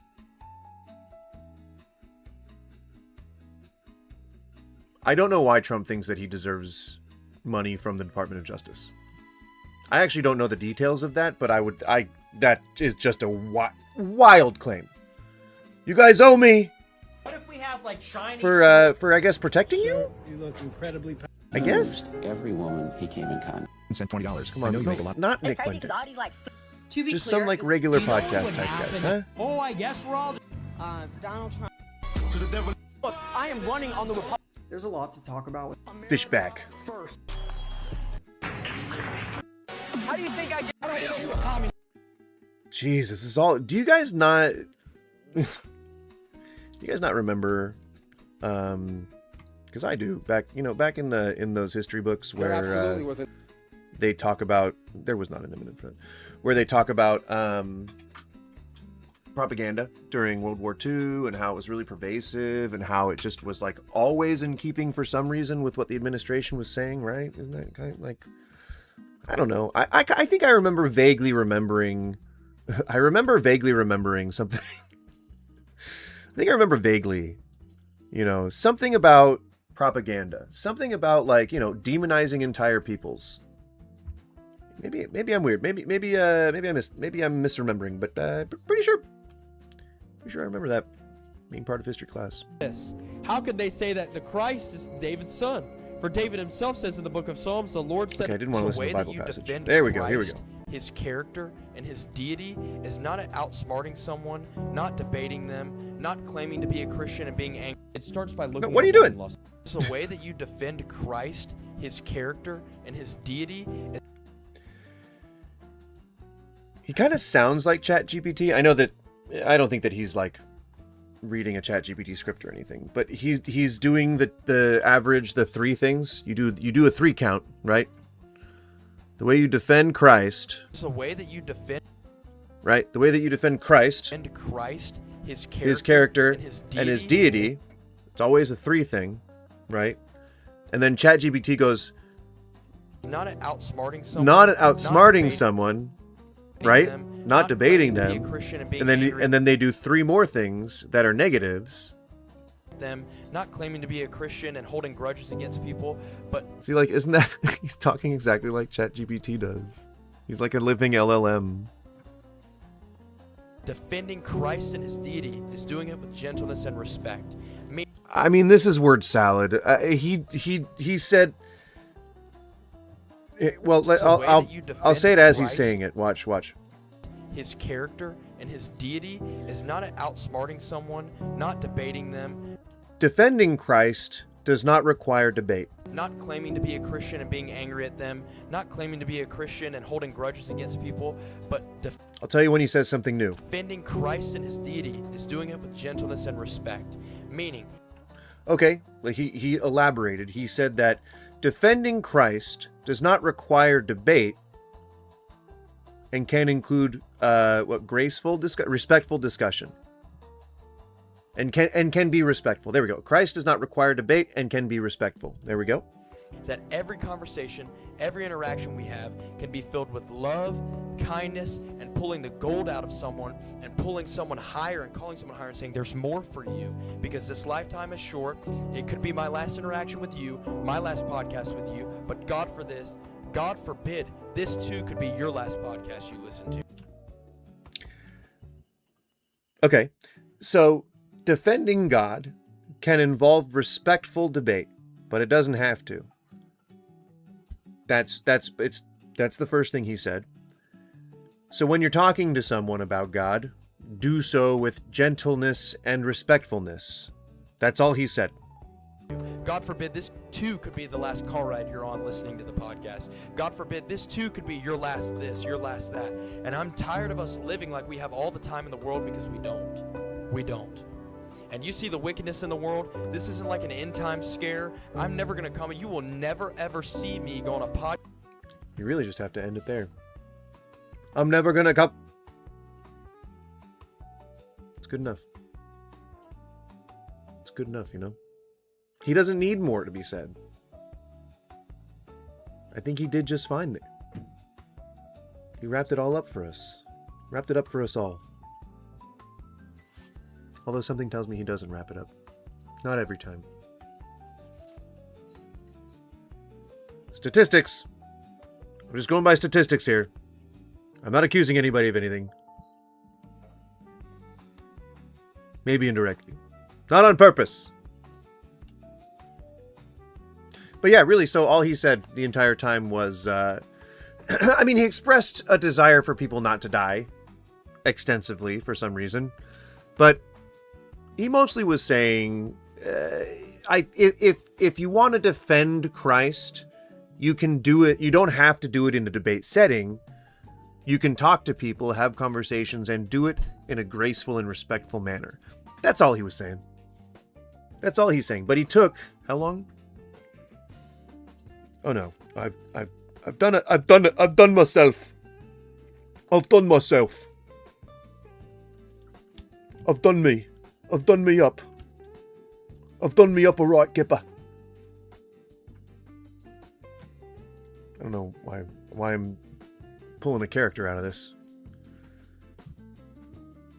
But yeah, that's all he said. In no, I didn't want to like that. No, not my algorithm. Or video telling you God's coming. 1 minute. So he took a whole minute. You defend. He took a whole minute to say, if you want to defend Christ, you can do so outside of a debate, respectfully, gracefully, in a normal conversation. I guess you got to create the clip, right? You got to make it worth it, I suppose. Doesn't seem worth it. TBF. No one will tell you how to make. Come on, I want like people doing podcast shit. But if you love Trump, you. It's clearly AI. This is clearly AI. Oh my god. If this offends you, good. Keep scrolling. People do not move their mouth like that, first of all. Hey man, hope you've been well. Yeah, Luke, I'm doing pretty good. It's like her mouth was moving in reverse. And that says, what does that say? MAGA? Stenfist. Yep. And the fact that one of the stars is like shyly hiding behind that little twirl of hair. But if you love Trump. And she absolutely did not say, if you love Trump. Fucking Christ. Oh, just finished watching some creationist live stream. They were pulling up some ancient creationist slop and then telling me I was owned. Like this stuff? Like the, this weird, like, AI stuff? I've seen that floating around, like how people are trying to talk about the Book of Enoch, but representing it with, like, Sora videos. I am all for it. I love watching that stuff. I think it's hilarious. I think people, like, rightly so, are concerned about AI and security issues and stuff like that. I totally get it. But also, AI can be really fucking funny. And I hate to diminish any kind of artwork when I say this very funny joke that I'm about to say. If they made better comedy, I wouldn't have to laugh at this stuff. Or maybe I just have a very specific taste in comedy, you know? Maybe I can at least acknowledge that, right? No AI, but like this story about a seal that was carbon dated after dying recently. Handmade slop. Yeah, I mean, in addition to a lot of the older arguments, there's a lot of people who try to make more modern arguments that are based on some like nebulous studies that have come out over the last like 10 years. It is a resurgence of the, like, so we saw the satanic panic, right? Like over things like Pokemon, Digimon, like video games, music, all this stuff. It's like, it kind of like goes around the cultural merry-go-round and we end up right back where we started, in that, you know, Pokemon is demons, I guess. But it's cyclical. It goes around and around and around. And so the arguments that are typically there are just the old ones that are wrapped up. It's like, well, what about this piece of evidence? Is it verified? Is it legitimate? Oh yeah, like Edgar and you know, Johnny over there, they carbon dated it and stuff. Did they substantiate the miracles? The answer is usually no. Oh, well, doesn't it matter that this person was around anyway? Like, doesn't that validate anything else surrounding those circumstances? No. Unfortunately, no. Usually evidence is what helps with that. You just earned yourself a follower if you Yeah, ba. Watch, I'll try to say what she's saying. Okay. Samamifafasu Hashregot Eon Emanibadadad Tababadi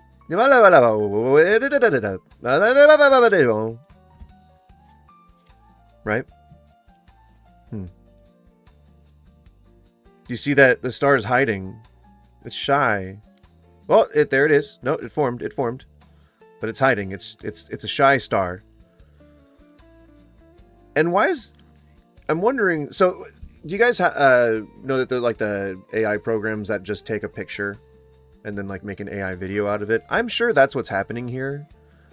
These guys were also very pro-Israel, believing we are bombing Iran in order to protect from a greater danger. What greater danger? There's no evidence that they were enriching uranium at all. 20-30 views, the whole stream. Great stuff. Well, if that don't feel existential, I don't know what is.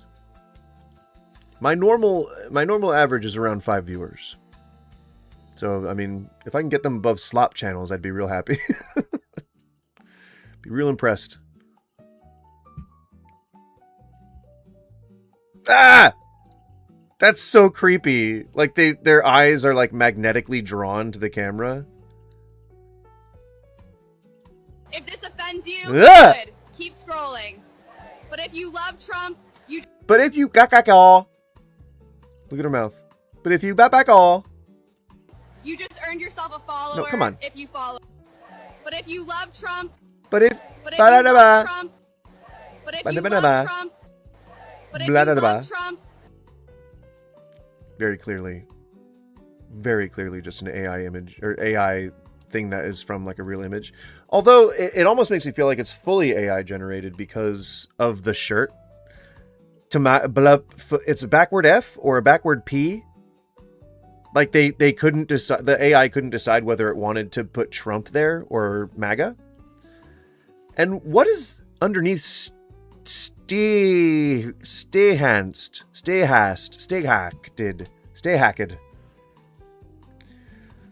Yeah, I don't know.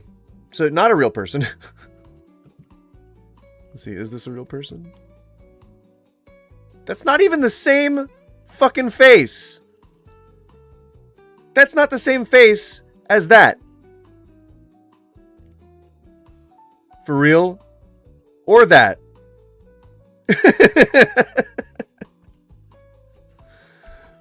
It's okay. It's 20-30 people going, what's a scientist? Is creationist a scientist? Yeah, I mean, but I would be happy with the engagement. So I don't know if you guys know how YouTube works typically, but if... Why the fuck would I act like I'm an authority? I'm not an authority. I just know how my side of YouTube works from just my own analytics. But, like, you have these milestones that you have to hit in order to get monetized, and I'm still on the way to that. You have to have, like, 5,000 watch hours in a whole year. And if you don't meet that goal, it resets. And I don't necessarily know what 5,000 watch hours is. I feel like that's a lot. But the more views you get on your videos, obviously, the more average watch time there is, and then the average... the view hours go up. And so eventually, if I finally hit 5,000, which I mean, for a big creator, that's not a lot. That's like an average day. But like, if I hit those 5,000 hours, I'm exaggerating. I'm super exaggerating. But like, if I hit those, then I'll actually just get into the monetized tier. So that way I'll actually be getting paid for my content, which is, I don't demand it, but it'd be cool. Certainly help with the financial burden, you know, being able to pay, what is it, like, I have to pay now $200 extra for my healthcare a month, which is a whole bill to me. Like, that's a whole extra bill, and the only thing I need healthcare for is my ADHD medication. So it's basically that my prescription has gone up by $200. So being able to like supplement that payment a little bit would help. And so I need to get those watch hours into that tier. So that's why I would say that I would definitely like to have those 20 to 30 people, even if they're just talking shit, you know? It helps. Every little bit helps. Every soldier in God's army lends a sword to the battle of... it fizzled out. It fizzled out. I didn't think of something to say, and it took too much time, and I fizzled out. I'll be the first to own it. I'll own it. None of these images are of the same girl. Well, correction. I'm sure that a lot of these... So that what tells me that it's generative AI is that it's all just the same type of girl, but all sort of in the same settings. So I'm guessing that these are all generative AI and that it's not just a picture that somebody took or a series of pictures. But they're trying to advertise this like it's the same person. Screw the left. They keep leaving me nasty. Okay.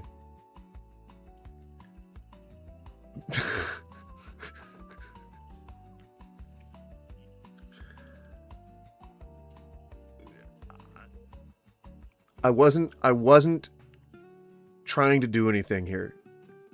I was not trying to pick a particular reel. I was not trying. Good fellow humans. What the fuck prompt was being entered into Sora or whatever the fuck program this person was using?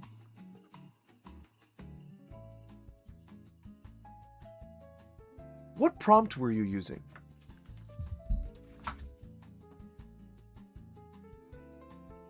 I mean, this whole thing here, right? That whole thing being so close to that.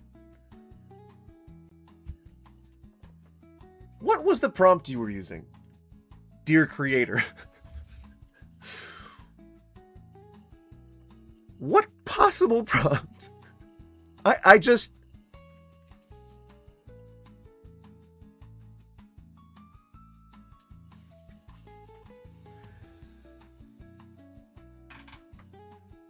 I mean, am I proud to be an American? What are we doing? What are we doing as a country? What is happening right now? Okay, hang on. Let me actually play it. Comments for switching to the red side, and it's so annoying. Follow me if you're a supporter too.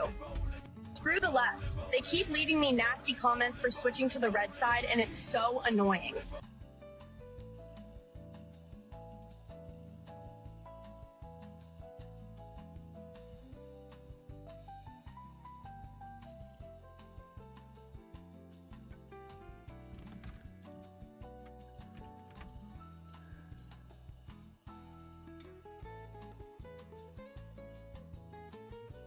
I don't...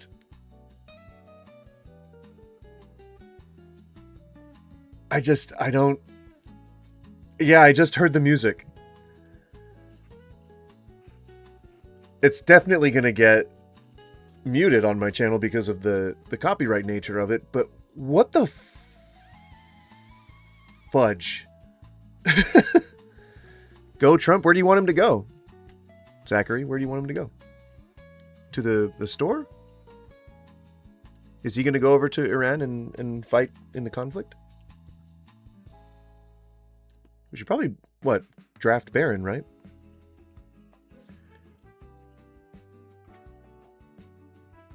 Screw the left. They keep leaving me nasty comments for switching to the red side, and it's so annoying. I enjoy the consistency. I'm glad that Zachary, I love Trump. Okay, what do you love about him? Do you like his hair? Do you think that you would like to run your fingers through his hair or give him maybe a little peck on the cheek? What do you love about him? What do you like how his hands fit so delicately in the palm of your own? Or do you like that he rapes children? Which is it? Which of the things do you enjoy about Trump? Follow me if you're a supporter too. So, I only love Trump, but you love him in the way that you want to be inside him, or you want him to be inside you? Are you a 13-year-old girl or boy? Because he'd probably be down. I mean, I don't think I need to point out They keep leading me nasty that the entire structure of this is completely fucking blistered with AI. Magam. Screw the left. They keep leading me nasty. Her mouth isn't even moving in a human way. Screw the left. They keep Zadadat. Zadadat. You see, she started out by saying leaving me Zadadat. nasty comments for Fumaboom. switching to the red side, and it's so Zatzad? annoying. Yeah. Follow me if you're a supporter too. Uh-huh. Screw the left. And there's another shy, it's a shy for star. switching to the red side, and it's so annoying. It's deforming as we Follow go. me if I you're don't. a supporter too. Now, hey. Calm down, guys. I'm not specifically focusing on her breasts. That would be objectification. I am looking for a shirt that I can find printing on that happens to be barely containing what appear to be her breasts. Okay? I am not just randomly focusing on that. There was a reason my eyes were drawn into that direction. Okay? Do not cyberbully me. Alright? I won't have it. I won't stand for it.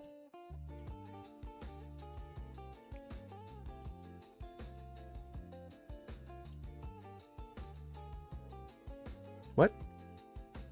MAGA is so undersupported. They're using fake AI, yeah. Her face paint is France, yep. Trump kisses random girls. I don't know that that's a good thing. It starts by looking. We're stacking points. Why are you? Why is he still here? We're supposed to be looking at Christians, and we ended up with one. And he's not even that bad of one. He's just I feel so bad. I want to give that dude a hug.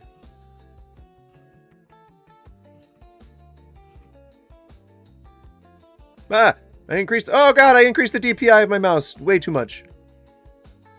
Jesus tells us that lukewarm Christians will never step a foot into heaven. How do we prevent that? Here's 5 ways you can. By being more militant.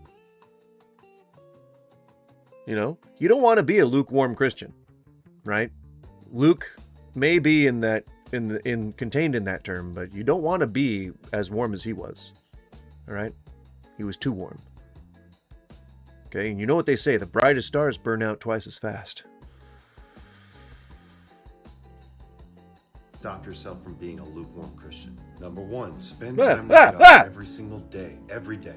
Even if it's just 5 or 10 minutes, every minute matters. Ah, yes. Regiment yourself. Totally not militant. Do they care about Iran war, or is just cult supporting everything he does? I mean, typically, they just kind of like agree with him all the time. I mean, he's not supposed to be able to just go into another country and bomb, you know, the leader into dust and then just go, well, there you go. Enjoy, guys. One of the videos supporting the creationists shared was a guy explaining how our magnetic field would have torn up neutrons 60,000 years ago. Yeah, I mean, a lot of arguments against an old Earth are pretty stupid, and that would be one of them. Because it draws Sounds you like one of them. closer to him, and every day you continue to do that. So regiment yourself.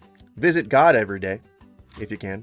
Grow a beard that makes it look fake, and then shave the other parts of your face in such a way that make your beard look fake. It's another good way to go. More and more. Number 2, read at least a Bible verse a day. Ah, further regiment yourself. Okay. Trump scares you. His behavior and his thumb on the nuclear button should concern everybody. At least one verse. And I also encourage you to remember that verse. Try to carry it with you through the day. Memorize it, because when I'm in... Isn't this blasphemy? This feels like ritual. You know, feels like a little bitch, Little bitual. Sounds like a little bitual. It sounds a little like witchcraft, is what I was trying to say. A situation where I'm overwhelmed, I literally use scripture in my head, and God gives you peace immediately. And shouldn't, right, what he's talking about is mental health exercises. Shouldn't most Christians be thinking about Christianity most of the time? Isn't like being devout, like really like talking about and being involved with Christianity? Like, I thought that's like a principle of the religion. Like you're supposed to spread the gospel, you know? So I mean, if you're not reading a verse when you have a question about a verse, then you're not being a good Christian. If you're not committing a verse to memory when you know that that verse is important to you, you're not being a good Christian, right? I don't know. Maybe I'm wrong. If I had children, Trump would scare me too. Yeah, for real, dude. For freaking real. Number 3, pray honestly, not perfectly. He already knows what you're going through. He just wants you to go to him. He knows your heart. He wants you to be honest with him. Be honest in prayer. Tell him exactly what's bothering you and exactly. This is kind of just assuming that people aren't being honest when they pray. Does this guy know there's literally a day in the week where you go to think about God? Yeah, but I mean, you're supposed to also be able to just rely on God for your relationship. I mean, having faith in God means that God hears you right at all times. He's like omnipresent, you know? I don't know. I think being able to talk to God at all times should be a key aspect of Christianity if it is not already. I'm pretty sure when you pray, you're opening up that God window, right? You know? It's actually good advice because a lot of Christians aren't being honest when they pray. I mean, prayer is just, I don't know, like, I'm sure that there are a lot of people who really believe that they are communicating their truth when they pray. I wouldn't say that that's the majority of why people do it. I wouldn't say that that's the largest reason why people do it. I think they do it to absolve themselves of shame. I think prayer is like a backhanded sort of, I don't know, thank you for my blessings so that I don't need to feel shameful for the things I should be guilty of. I don't know. It feels like an absolution exercise. What you want healing with, and even ask for things. But you know, like, I guess what the point I'm trying to make is that it's a tool like anything else. And you can use it to avoid accountability or you can use it to reinforce accountability. But it's really up to you what you do with it. Do it. You make that choice. And number 4, remove things from your life that are taking you away from God. Oh yeah, like Pokemon, TV shows, dirty websites at the end of the night. Cut it all out. Remove it slowly. Speaking from personal experience, I guess. You know that prostitution and dirty drawings and significant others were around during the days of the Christians, right? Like, I mean, they didn't really corrupt enough people to make it like endemic to Christianity. And what do things like art and self-expression engender? Could it be free thought?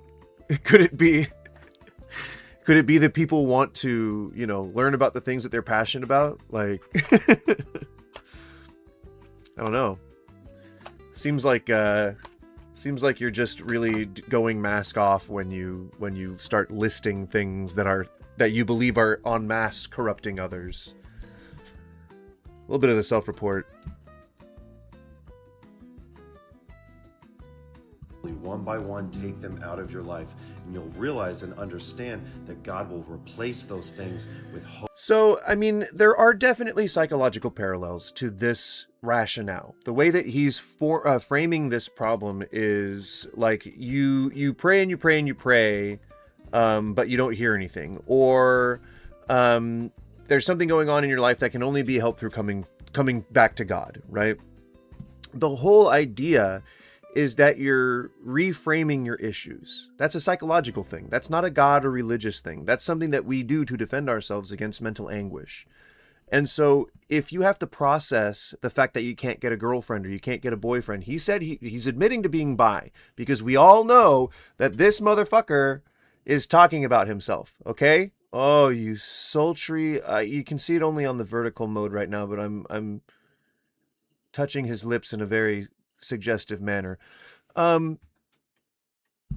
You're just taking your issues and you're processing them in your conscious rather than your subconscious. That's what things like tarot do. Like when I do tarot on stream, that's what that is. It's just taking the stuff in your subconscious and it's allowing you to introspect and to do the self-exploration that you need to find the answer to whatever this mystery is that you're trying to figure out.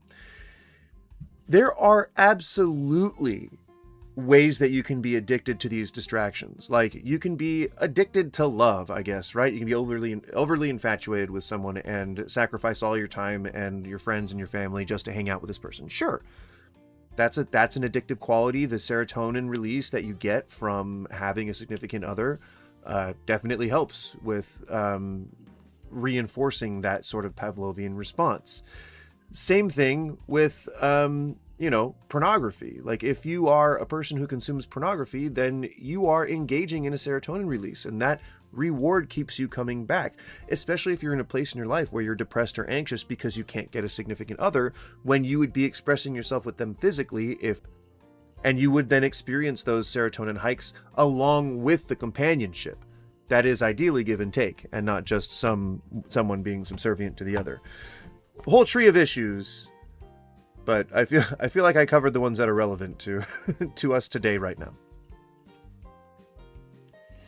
But these are all psychological things. These are all just things that you could easily solve by going to a therapist and just having them help you like set an action plan for yourself. Hope, joy, peace, comfort. But this is why I say that not all religion is bad, because for some people, therapy will not help them. They will not accept that they are the ones that need to do the work. So, and religion does help. Religion presents them with an opportunity to have someone else help handle this issue.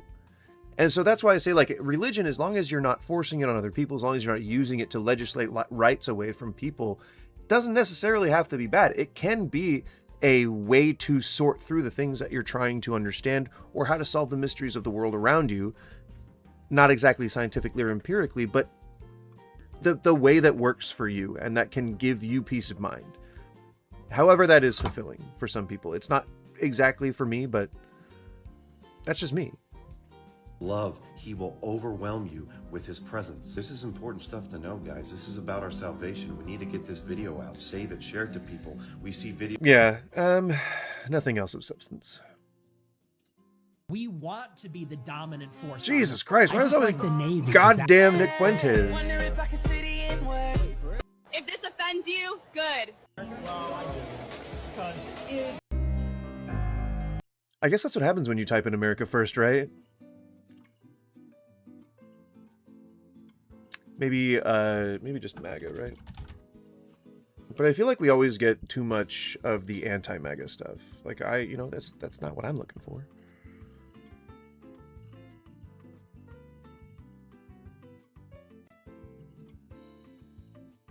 I keep getting texts. Like, I told my wife that I will be unavailable because I use my phone to film. And I guarantee you it's her texting me. Ay, ay, ay. My wife. Is that a thing? Is that a thing anymore? I don't think that's a thing anymore.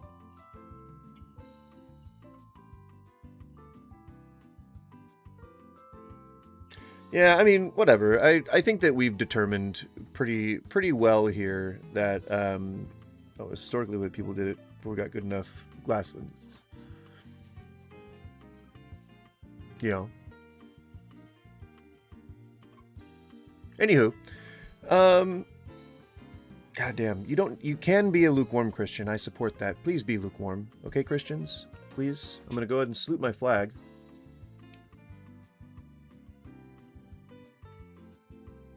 And I'm going to say thanks for sticking around, guys. I appreciate it. Tomorrow we're going to be doing, I think, just games. I think I've talked about what I wanted to talk about, which was really just to separate out MAGA stuff and oh God, oh Jesus, and religious stuff, and you know, see what you guys thought about it. I think we got to a good answer. I got some obviously editable material. Angel Jimenez, Christianity isn't evil. You're right. The concept is usually not what the evil thing is. It's usually the people that pervert and twist those precepts that end up being evil. But also, I don't know. If only the Bible didn't justify slavery, then maybe people wouldn't consider it evil. I don't know. But with that, I bid thee farewell, guys. We'll be back again tomorrow. I don't know. We might play a game while talking about more of this stuff, but, you know, if you guys want to keep talking about Christianity, I guess I can be the Christianity goose for at least the remainder of the week. I don't know if I want to just keep doing that, but I don't mind. Jesus is canonically a good guy. Well, what we know about Jesus is simply that it's possible he existed. We don't know much about him or what he did or his values, or that anything that it says in the Bible is actually correct. So, you know. Right, Angel, just like I said. It's always the person. It's the person that determines whether or not the precept is evil. Yes, indeedy. All right. Tomorrow we start at 9 a.m. Pacific Standard Time. So I hope that, I hope you guys follow. I hope you guys like the podcast. I hope you guys like the stream, and I hope you guys stick around and stay tuned for tomorrow. And join the socials if you want. Linktree is somewhere. I guess it's not a surprise that the channel hasn't grown, because I don't care to actually market it, but you guys being here means a lot to me. So, yeah. Have a good one, guys. Thank you. Let's do this again sometime soon.